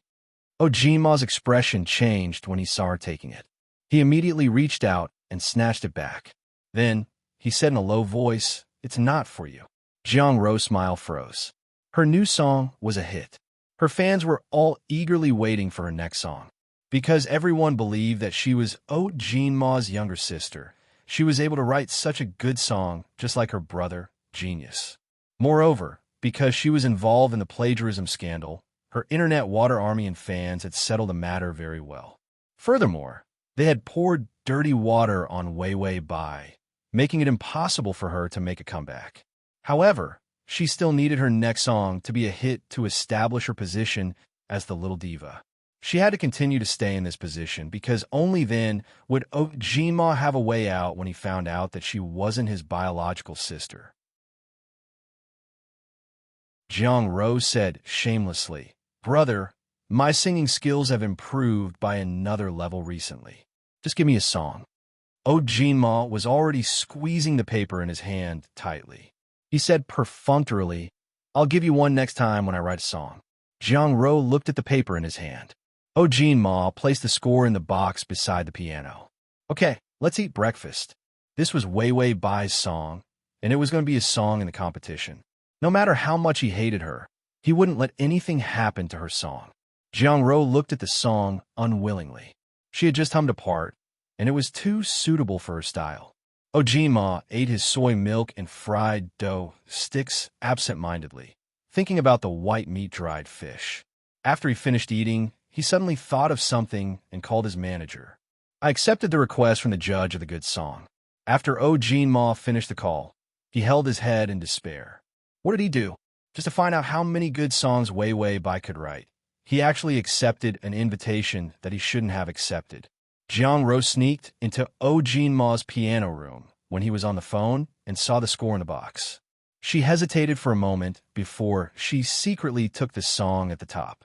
It was just a song, so Jinma definitely wouldn't blame her. He doted on her so much.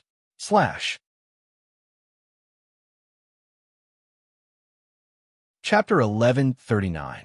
Jinma sat among the judges with a gentle smile on his face. His face was about to stiffen from smiling. Not many of the contestants who came for the preliminary audition could listen. Didn't they say that they were chosen from thousands of people?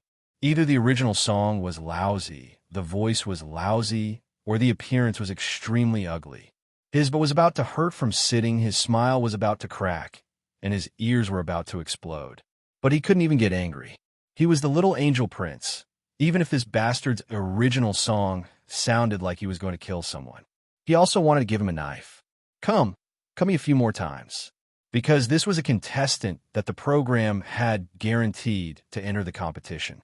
Damn, couldn't the sponsors have chosen a few capable ones? It was so hard to hear a good song plagiarized. He hated plagiarism the most. Jinma slowly smiled at the plagiarized contestant. Then he said, gently, "Do you think that I haven't listened to the golden songs from 20 years ago? It's not something that can be used in the competition just by changing the prelude." How did the program team not recognize such obvious plagiarism? Jinma was about to explode. Finally, it was time for lunch. Where was Wei Wei Bai? Wasn't she here for the preliminary audition? Where did she go? Did she oversleep? Jinma flipped through the information. There were still 3 contestants before it was Wei Wei Bai's turn. The other 2 judges said, "Let's continue after lunch." Jinma had no appetite at all. His ears had been ravaged the entire morning. He was in urgent need of a good original song to relieve his deafening hearing. So he smiled kindly. The contestants are already here. Don't let them wait too long.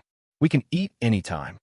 The other judges were cursing in their hearts, but they were smiling.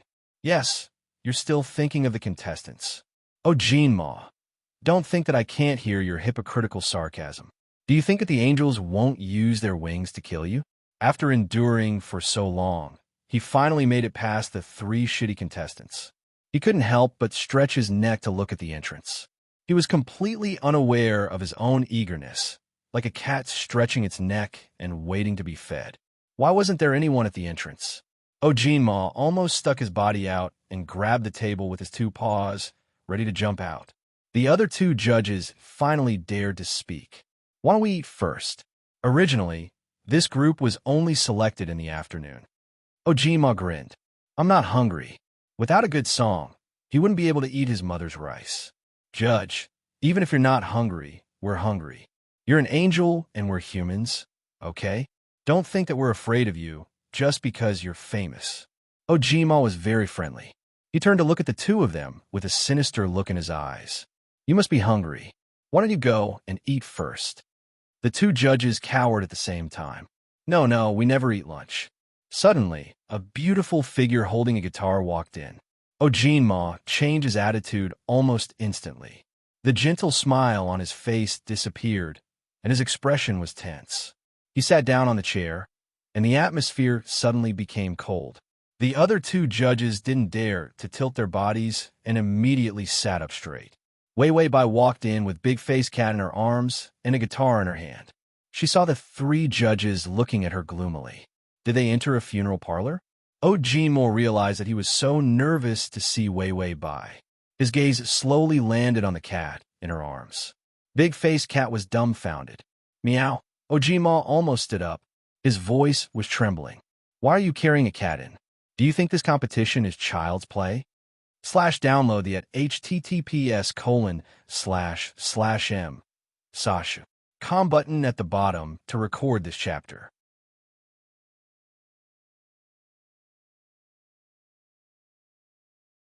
Chapter 1140. This was the cat that he transmigrated with every day.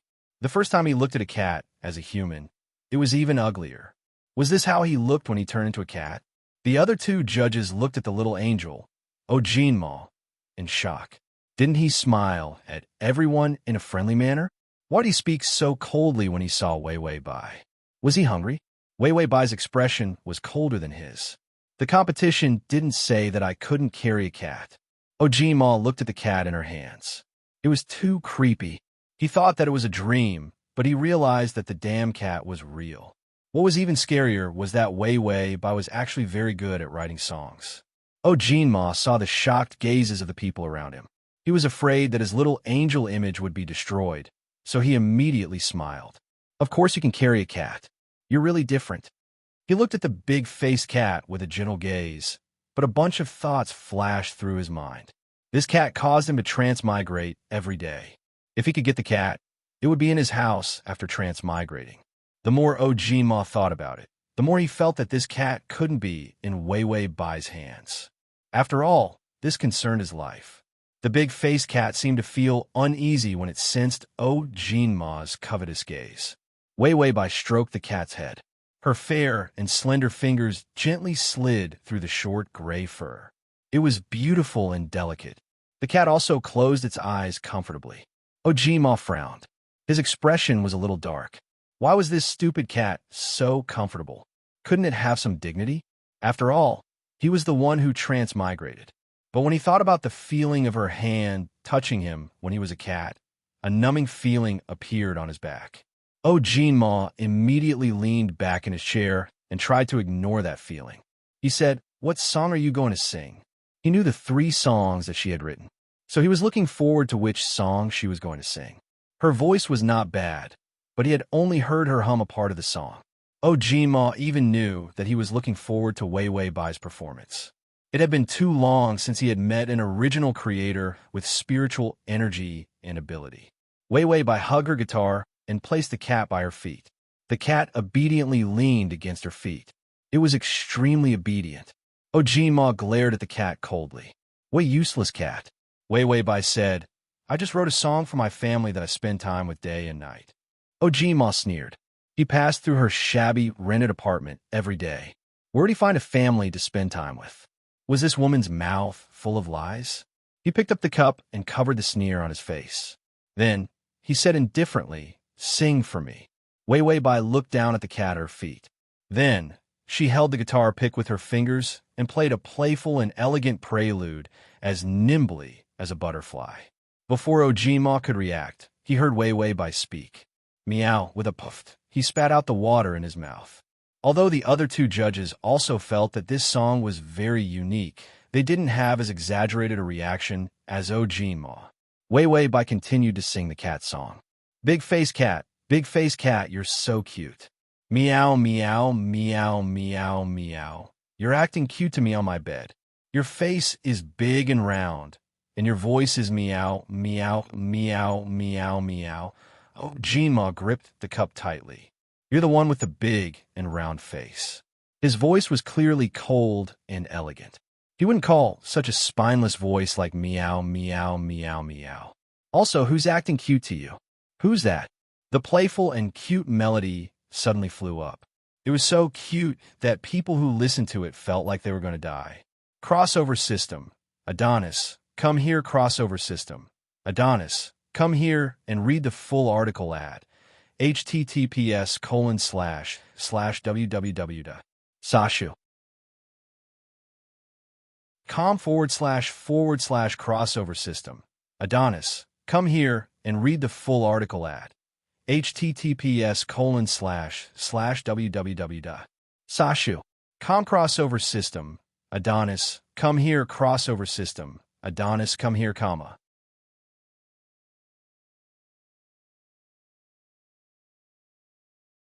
Chapter 1141.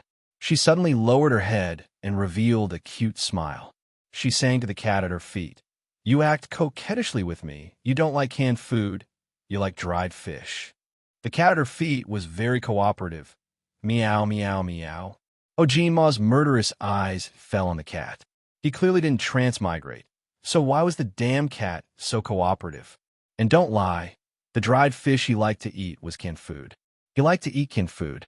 Jinma was about to suffer internal injuries. How could you distort the truth for the sake of blindly writing lyrics? The system was also about to suffer internal injuries. It controlled the cat and bitterly sang with the host. Wei Wei Bai finished singing, but the last line was still meow. Jinma's eyes turned into knives. He couldn't wait to chop Wei Wei Bai to death. He clearly didn't care about her when he transmigrated into a cat. How could she have the face to write such a shameless line? What about him acting coquettishly? What about him kissing her? Those were all fabricated. What about him touching her hand with his tail and covering her with a blanket? He really covered her. Scheming woman, pretending to be asleep. The cup in his hand was about to shatter. Wei Wei Bai finished singing. She smiled and said, "I've finished singing, judges." One of the judges felt that the song was very well written. He immediately asked, "Where did your inspiration for this song come from?" Wei Wei Bai hugged her guitar and looked at the cat at her feet with a very gentle gaze. "I once met a scumbag. I used everything I had to like him. Later, I found that he was hypocritical and vain. Although he had a little bit of talent, his nature was extremely bad. He was simply a scumbag of the highest quality and a scheming man." Ojima, was this an allusion to him? It must be. Wei Wei Bai bent down and picked up the big face cat. She gently patted it and suddenly smiled. She was originally beautiful, but because of her gloomy personality, she didn't attract much attention. Now that she was truly happy, the gloominess in her eyes had completely faded away. She had lost the haze of unhappiness, and there was only a clear and beautiful light. Jinma tightened his grip on the blanket until his fingernails turned white. He couldn't help but be attracted by her smile. Wei Wei Bai said gently, "At that time, I was completely disheartened, but I met it. It was thrown into the garbage dump by someone, and like me, no one wanted it." Jinma saw the cat in her hand. At that time, he had just woken up and realized that he had turned into a cat. He almost broke down. Then she met Wei Wei Bai. Wei Wei Bai was not at all gloomy after being abandoned, nor was she gloomy because of being scolded. So to me, it is my family. Two homeless people becoming one family is the happiest thing for me. Jinma held his breath. His gaze wavered. He didn't expect Wei Wei Bai to treat this cat as family. The impression he had of Wei Wei Bai in the past. Suddenly, he was on the verge of collapsing. Ding, the male lead's affection is at -15. So I wrote this cat song for it. After listening to Wei Wei Bai explain her inspiration, the other two judges nodded. They felt that she had the ability to enter the competition. But Jinma didn't smile. He just looked at Wei Wei Bai with a cold expression. He suddenly said, "If I say that you can enter the competition and put the cat in a better family, would you be willing?" Enter the competition. The other two judges looked at Jinma in shock. Was this an unspoken rule? Wei Wei Bai hugged the cat. Her face showed a rare trace of confusion. Then slowly, her eyelashes trembled and her eyes lit up. // The download address is at https://www.sashu.com. You can see it when you open the bookshelf next time, if you like.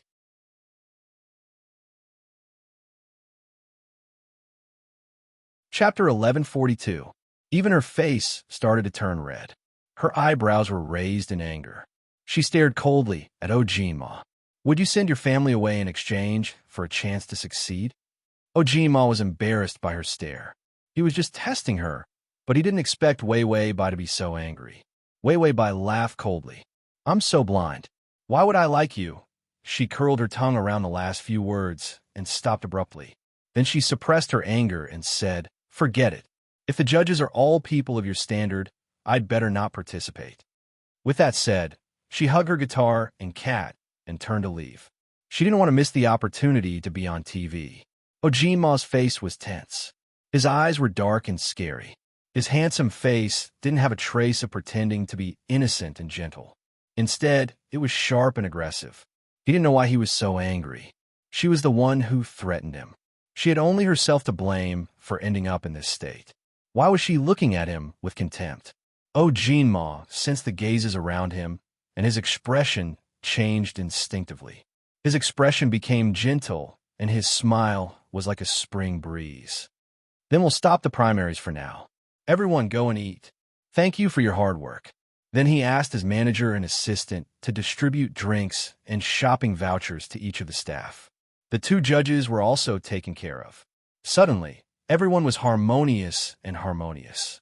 Behind Ojinma's smile was an indifferent bystander. It was always like this. Even if he suddenly had a small accident, he only needed a small favor. There was absolutely no problem with his reputation. Ojinma took advantage of the break and walked out quickly. When he turned the corner, he saw Wei Wei by sitting on a chair in the corridor with her guitar bag beside her. She was squatting and feeding cat food to the cat. She lowered her head and revealed the beautiful lines of her neck. Her long hair was tied up, and the accessories were very simple. Her face was also lightly made up. Her entire body was light and clean. In the beginning, when she came out of the mountain village, she still smelled like dirt. Now it was the same as before. Her clothes were cheap. However, there didn't seem to be anything unnecessary. Ojinma recalled that when he was young, he did not have a deep impression of Wei Wei Bai. But those days were very difficult because they were living under someone else's roof. When he was very young, he was thrown into the countryside. His mother was a mistress and thought that by giving birth to him, she could hook up with his father, who was a musical genius. In the end, his father refused to acknowledge him for the sake of his reputation. His mistress's mother found him an eyesore, so she threw him to the countryside.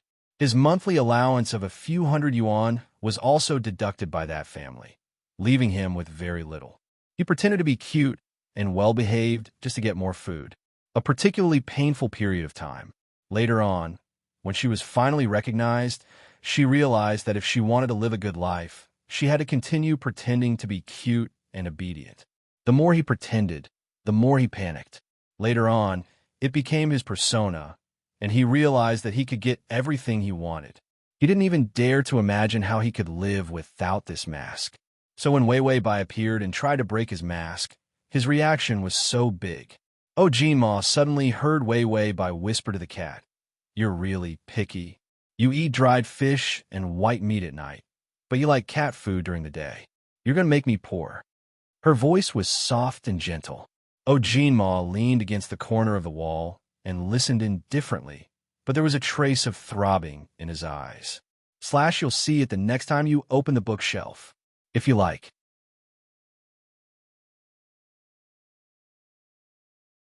Chapter 1143. He was here during the day. If it wasn't his cat, of course it would be stupid enough to only eat cat food. Ojinma was a little annoyed when he heard a message notification from his phone. He was afraid that Wei Wei Bai would hear it, so he immediately took it out of his pocket and wanted to mute it. Even he didn't know why he had to stay in the corner and watch Wei Wei Bai feed the cat. When he was muting his phone, he accidentally entered Weibo. There were a bunch of fans saying that they loved him on Weibo. He couldn't help but take a few glances, only to find that one comment had been pushed to the top. Let Jinma focus on writing songs. We, the angels, have to protect him and not let him be hurt by shameless women. Ojinma thought of something and frowned. He finally remembered that Wei Wei Bai was still being attacked by his fans. The plagiarism incident and the relationship incident had pushed her into the center of the storm. Ojinma pondered for a moment and thought of the songs written by Wei Wei Bai. His doubts finally surfaced. Jiang Ro's song. Was it really written by her? Ojinma sent a private message to Jiang Ro's Weibo. Send me the original draft of your popular song. I want to see how you compose and what songs you have written recently. I want to see if you have improved. After sending the message, Ojinma logged out and saw that Jiang Ro's latest Weibo post was that she was going to release a new song. Ojinma didn't think much of it and stuffed his phone into his pocket. Then he realized what he had done. Wasn't he suspecting that his sister had plagiarized? Ojinma frowned, and his breathing became heavier. But songwriters wouldn't lie. Wei Wei Bai had such talent. Why would she slander others for a song that she was sure she could write? Ojinma, who was deep in thought, suddenly heard the sound of a cat. He lowered his head and saw a big cat face. The corner of his mouth twitched. Ugly cat. He really wanted to kick it away. Suddenly, he realized something. Where was Wei Wei Bai? He glanced at the corridor and saw that the guitar was still there. Wei Wei Bai seemed to have gone to the bathroom. Ojima started to feel nervous. His breathing became heavier and his heart started to beat faster. He felt that since he had transmigrated into this cat twice, he might transmigrate into it a third time. This cat was his other body. If he didn't keep watch, he wouldn't be able to rest assured. Who knew if this ugly cat would be stupid enough to crash into a car the next time it transmigrated? Ojima bent down and revealed an angelic smile. He stretched out his hand and said, "Little ugly freak, come. Big brother will take you to eat something delicious." No matter what, this was such an important cat. He had to feed himself. As for Bai Weiwei, he bought her the most expensive cat and returned it to her. The big-faced cat looked at him stupidly. Suddenly, it swiped its paw and made 3 bloody marks on the back of his hand. Ojima's fingers trembled in pain.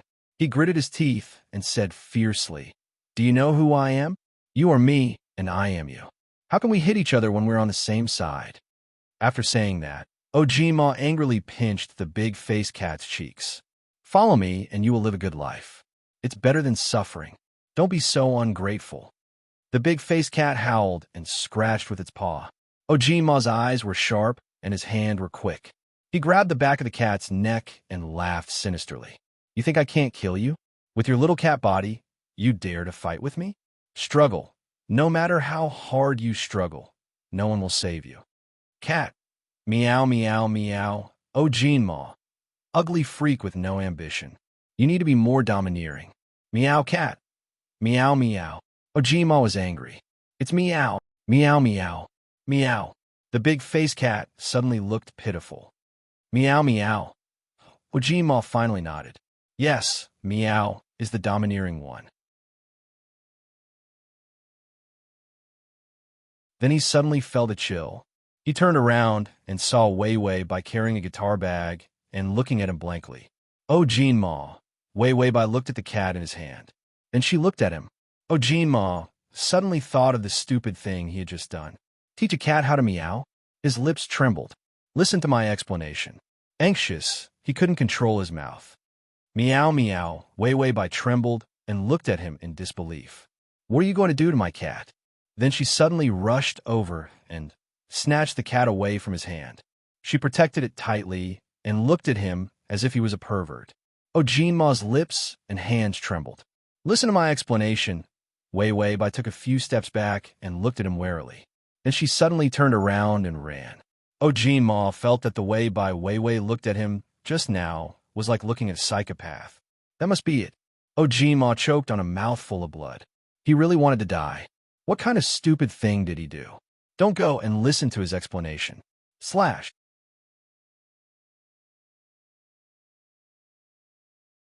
Chapter 1144.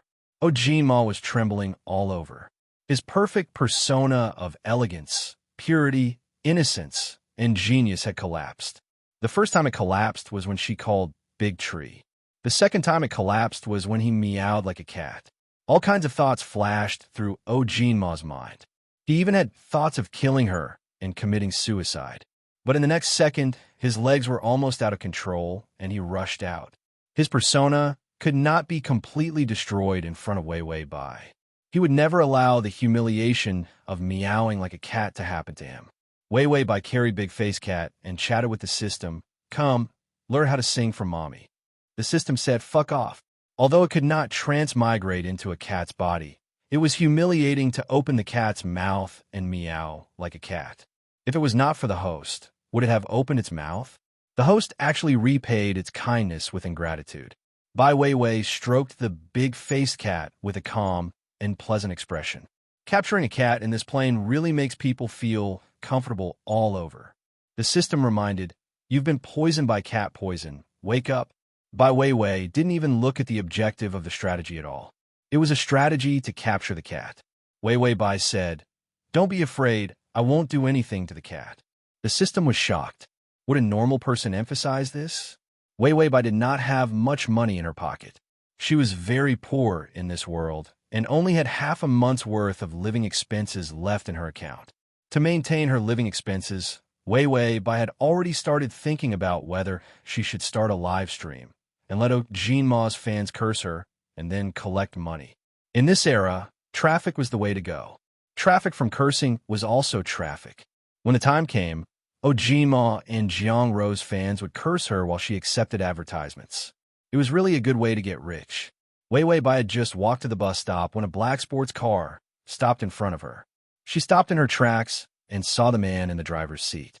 Perhaps it was because he was a judge today, but it was rare for him to wear a formal suit. His sapphire blue suit jacket wasn't as meticulous as others, and the collar of his white shirt was even unbuttoned. He placed his hand on the steering wheel, and there was a ring with a black gem on his little finger. His white finger and the black ring gave off a strange feeling. The man's amber eyes were like honey, but there was a hint of hidden impatience. He tapped the steering wheel with his fingers and seemed to hesitate for a moment. Then he said coldly, "Get in." Wei Bai turned a deaf ear. Jinma frowned. What was going on? Shouldn't she be jumping at him happily in the past? His fans were especially fanatical, and Wei Bai was also one of his fans.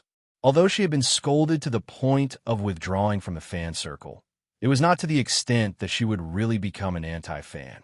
He thought about how she had thrown his poster into the trash can and hugged him while crying. Even her cat was called Little Tree.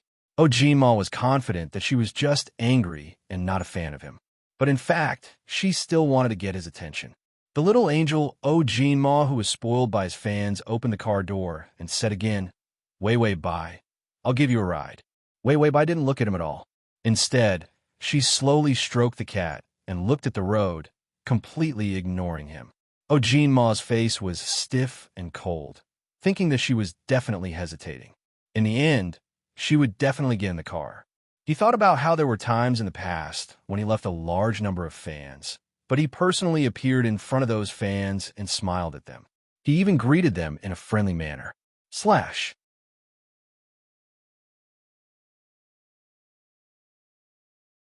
Chapter 1145. In the end, those fans who wanted to switch over were now his loyal fans. He believed that he was the best at brainwashing fans in the entertainment industry. His fans loved him. Jinma lifted the corners of his mouth and revealed a beautiful brainwashing smile. His amber eyes were filled with a warm smile, and even his hair was as beautiful as if it was dyed with light. Wei Bai, I think you have some misunderstandings about me. I want to explain it to you. Wei Bai finally raised her head and looked at his smile expressionlessly. It was as if she was looking at the McDonald's delivery man. Jinma felt that his smile wasn't working. He softened his attitude. I only found out recently that you're being bullied online. It's all my fault. I didn't restrain my fans and cause you trouble. Wei Bai didn't look at the road anymore. Instead, she looked at him indifferently, as if she was looking at a stranger. Jinma felt that he couldn't smile under her cold gaze. He coughed lightly to hide his awkwardness. I will restrain my fans. That was touching enough. It was time to get in the car. Wei Bai sized up the car and suddenly asked, You want to send me back? Jinma breathed a sigh of relief. She finally softened. In fact, looking at by Wei's songwriting talent, as well as her character of loving cats, his dislike for her was not as strong. Wei Bai walked forward and opened the back door. She got in and said coldly, Then drive. Jinma immediately started driving. Wait, why did he feel like he was the chauffeur? Jinma couldn't help but look at the rearview mirror as he drove. The big-faced cat was meowing at Wei Bai in a friendly manner. Its ugly face was rubbing against her palm. Wei Bai's cold expression slowly softened. She looked at it as if she was looking at a child. Then, she took out some jerky from her pocket and fed it. She really liked cats. Jinma's fingers curled nervously. He was at a loss as to why he had chased after her and insisted on giving her a ride home. He seemed to be here to redeem his image. Jinma pursed his lips and said carefully, Your song is not bad. The song Cat was indeed written in a fresh and unconventional way. It was full of pure and sweet childlike innocence. Most importantly, it sounded good. In this era, the only criterion for a song was whether it was good or not. Whether a song was popular or not was related to how good the song was. Wei Bai hugged her cat tightly and looked up. There was a trace of repulsion in her eyes. What do you want? Jinma. He just wanted to chat. What else could he do? Was he going to molest her? Ojima smiled. I was actually teaching your cat how to sing. It's amazing that your cat can sing. Yes, that was the reason. After saying that, he heaved a sigh of relief. He was teaching her cat how to sing, not how to meow. Wei Wei Bai was silent for a moment before saying seriously, Ojima, you don't have to do this. No one will believe anything I say in the future, so you don't have to seal my mouth. Ojima almost couldn't breathe. Honey's eyes were as cold as topaz. His smile disappeared. What do you mean? Wei Wei Bai. I won't talk about how we used to be neighbors. I'll definitely pretend that I don't know you in the future, and she took a deep breath and sadness flashed across her eyes. Her voice was calm but firm. I won't like you anymore. Ojima's fingers were on the steering wheel. His thin lips were pursed. His face was gentle and pure. At this moment, there was a trace of coldness and viciousness in the shadows. Slash.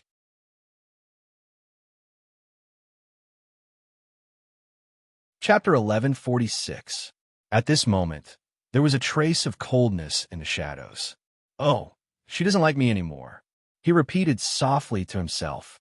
He even recalled how he had thought that Wei Wei Bai was fanatically in love with him just a moment ago. This sentence was a slap to his face and even made him feel a little embarrassed. Wei Wei Bai hugged the cat and stared blankly at him for a few seconds. Then she turned her face away and said softly, You're a big star now. I'm just a street rat that everyone hates. I don't even have enough for next month's living expenses. You can rest assured. Ojima was about to break the steering wheel. Of course I can rest assured. No one will believe your words. If you want to debut now, you can only beg me. He was the judge of this competition, and he had a lot of power. If he didn't accept her, the director would give him face. It was impossible that Wei Wei Bai didn't know. He suddenly realized what he had done. His pupils constricted. He had actually revealed his most selfish and dark side. Wasn't this a threat? Ojima immediately glanced at the rearview mirror. He saw that Wei Wei Bai's face was slightly pale and her eyes were as dark as the night sky. She hugged the cat and lowered her head in loneliness without saying a word. Ojima's chest tightened for a moment. He gritted his teeth and stepped on the accelerator without saying a word. Then with a turn, they entered the slum area of the cheap rental house whereby Wei Wei lived. It was late at night. He casually took a baseball cap from the front of the car and put it on to cover his gloomy eyes. Then he got out of the car and opened the back door. Wei Wei Bai looked at him in shock. Ojima leaned against the car door. His fingers gripped the door so tightly that they turned white. He pulled at his collar impatiently and said, We're here. You can go back now. Wei Wei Bai looked outside and nodded. She opened the other door and got out of the car. Ojima, who opened the door for a rare gentleman. Then he slammed the door shut and leaned against the car with a gloomy face. His slender body cast a long shadow on the ground. Wei Wei Bai carried the guitar and carried the cat forward. After a few steps, her frail figure began to tremble. Ojima had been watching from the sidelines, but when he saw her like this, he immediately stood up straight. He was just about to ask what was wrong. However, Wei Wei Bai rushed forward as if she was going to rush through the door. Ojima saw that she was walking briskly and knew that nothing had happened to her. He immediately snorted gloomily. Did he think he was a wolf? She ran so fast, afraid that he would eat her up. Suddenly, Bai Wei Wei's footsteps stopped. She had just stopped under the streetlight. Her back was to him, and her voice sounded a little fragile in the night. Ojima, I'm sorry. Ojima looked up. His expression was tense, and his handsome face was not as gentle as usual. There was only a bottomless evil aura. His tone was not very pleasant. Why? Are you begging for mercy? Do you want her to let you go on TV? Otherwise, why would she apologize for no reason? Bai Wei Wei was silent. Her slender and thin back seemed somewhat lonely and elongated. There was a silent pressure that made Ojima feel very uncomfortable. Perhaps he had pretended to be an angel for too long. When he saw Wei Wei Bai, who knew his true colors, he wondered if he wanted to vent his stress. He actually threw all his bad temper at her. Ojima suddenly reflected on himself. He felt that he had caught her and bullied her. Did he know that she could not resist? He curved his lips coldly, and his gaze was even a little cold. He was really evil. Slash.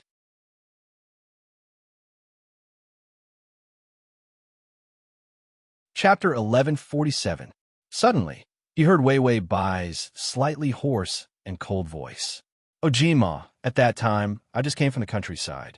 Other than bringing 2 sets of clothes and a month's worth of living expenses, I only brought your poster and walked into the city without any hesitation. Ojima raised his chin. His fair and delicate face looked confused for a moment. He didn't seem to understand what she was saying. Wei Wei Bai turned her head. Her bright black eyes were a little moist. She smiled, and the moist tears became as clear and beautiful as the Milky Way. At that time, I really liked you. I felt that my neighbor, Okdashu, was really amazing. He had become such a good singer. Ojima's throat moved uncontrollably. He leaned against the car door tightly, not knowing what to say. Wei Wei Bai smiled helplessly. The first time I joined your fan club, the first time I was hungry and waited in the cold for your autograph session.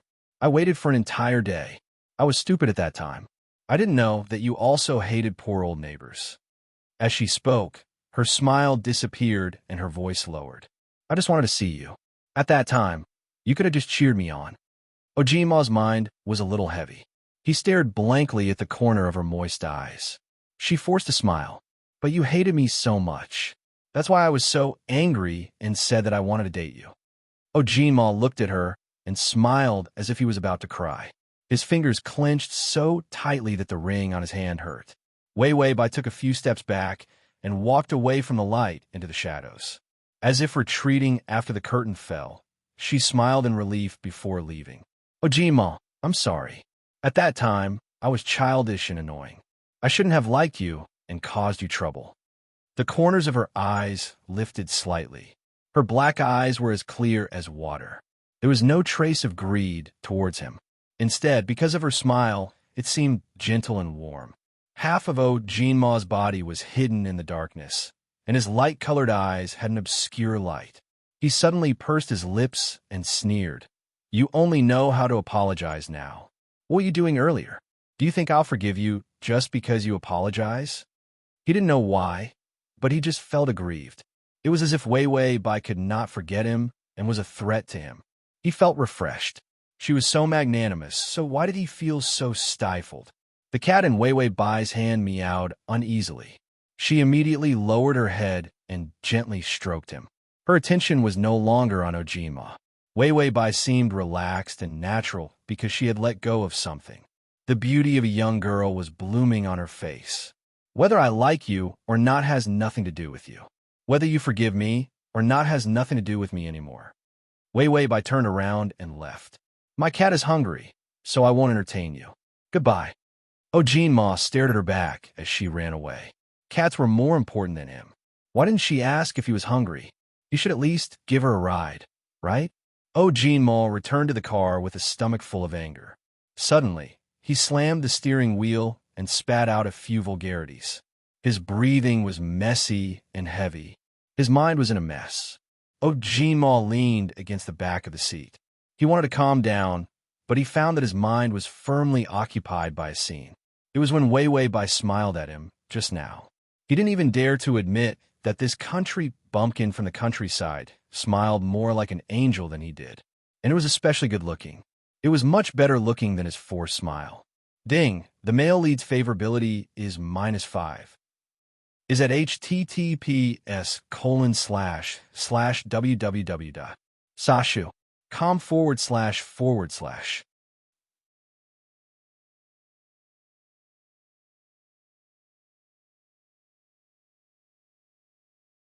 Chapter 1148. Now that it was inappropriate to dress up, Bai Wei Wei, who was used to seeing big scenes, acted as if nothing had happened. She reached out and brushed aside her hair, then stretched out her slender arm, her fingers holding a rubber band, and tied up her long hair. Her black hair was tied up. Her seductive and beautiful body was exposed in front of Ojinma without any concealment. Ojinma's paws could not cover the cat's eyes. He looked at her in a daze. His heartbeat quickened, his body heated up, and his eyes were dark and scary. He found it difficult to breathe and couldn't control himself. He opened his mouth and howled loudly. After howling, Ojima suddenly froze. This howl was no different from a cat in heat. Wei Wei Bai was pouring warm water for him when she heard his howl. She couldn't help but laugh and say, "Little tree, you're in heat." Ojima quickly retorted, "Ow, ow, ow, ow, ow, ow, ow, ow. You're the one in heat. Who would be in heat with you?" Who knew that his howl was not only lewd, but it also sounded like a cat's. Ojima was shocked. What was wrong with his howl? What was with the burning fire in his body? Could it be that this damn cat was in heat? Wei Wei Bai reached out and patted his head. Ojima was furious. Wherever her fingers touched, it was as if she was setting his body on fire. That numbing feeling was more than 10 times stronger. It made him tremble uncontrollably. He slapped her hand away with his paws. "Oh wow, get lost." It was clearly a scolding, but why was his voice so soft? Suddenly, a high-pitched howl came from outside the window. Ojima froze and looked out the window in disbelief. What was that sound?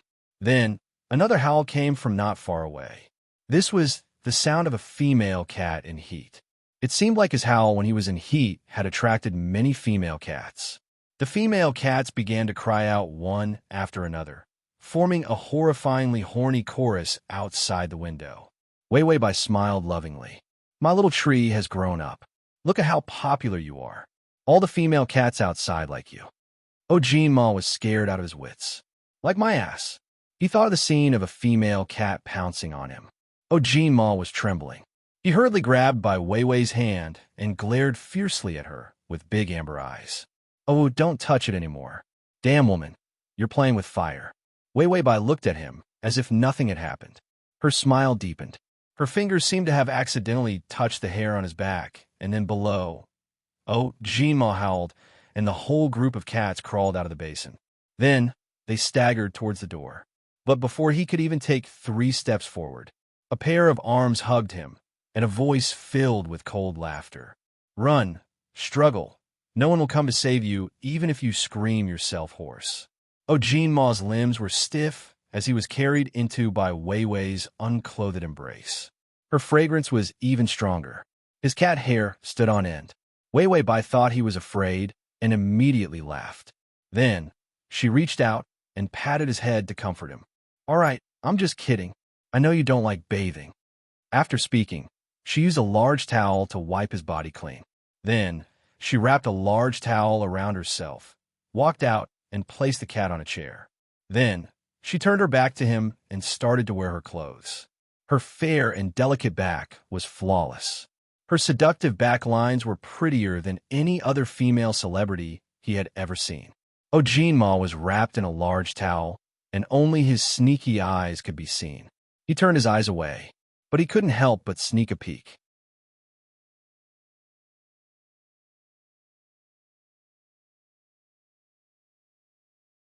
Chapter 1149. Wei Wei Bai suddenly turned around. Her cheeks were flushed from the shower, and her long ponytail swept across her neck. It was as fresh and tender as a rose that had just bloomed. Ojima's cat face was embarrassed. He immediately lowered his head and scratched the chair with his cat paws, pretending that he had not peeked. Wei Wei Bai put on her pajamas, then hugged the cat and took the hairdryer. She turned on the slowest wind speed and slowly blew for him. Ojima was originally still nervous, but when she held him in her arms, he let her slowly and gently rub his hair to dry him. That kind of comfortable feeling made him want to close his eyes and fall asleep immediately.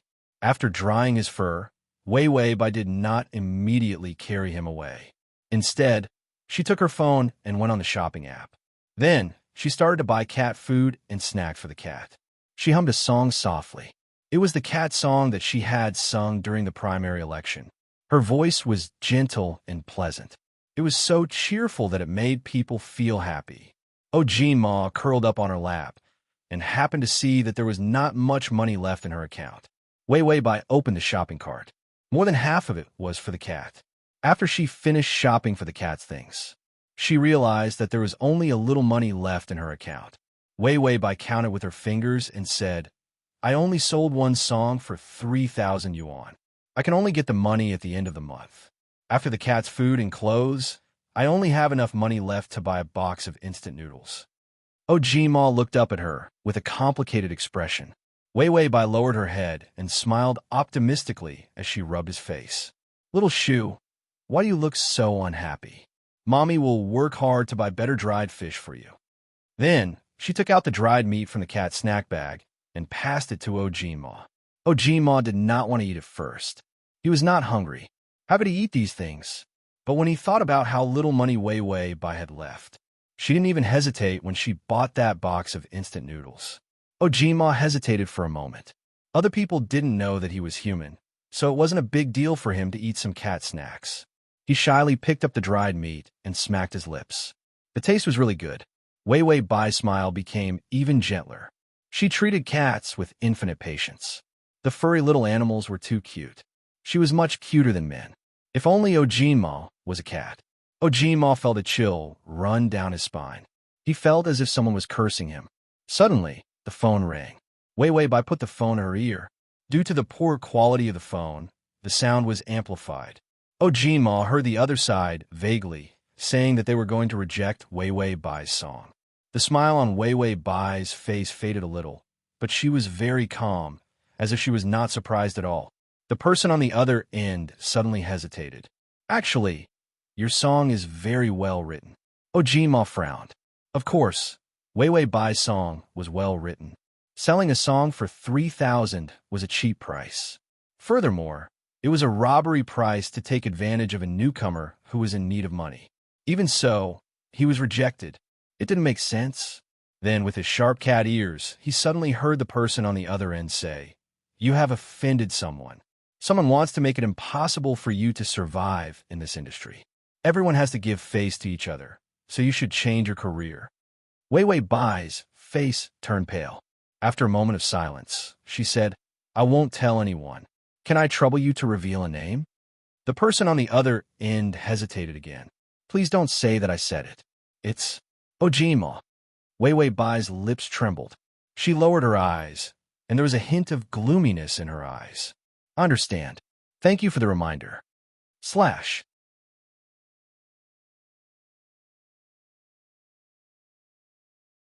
Chapter 1150. Wei Wei Bai hung up the phone and stared blankly at the wall. She was in a daze. Ojima was filled with doubt and anger. He did not let Wei Wei Bai down at all. That person was lying. He did not do such a thing. Damn it. Why did he reject someone else's song and frame him? If he found out who framed him, he would make sure that the Astra-starred would not be able to survive. Ojima saw the sadness in Wei Wei Bai's eyes. He quickly placed his 2 paws on her arm and shook it. "Meow, it's not me. I'm so busy. Why would I have the time to torture you?" Wei Wei Bai woke up with a start.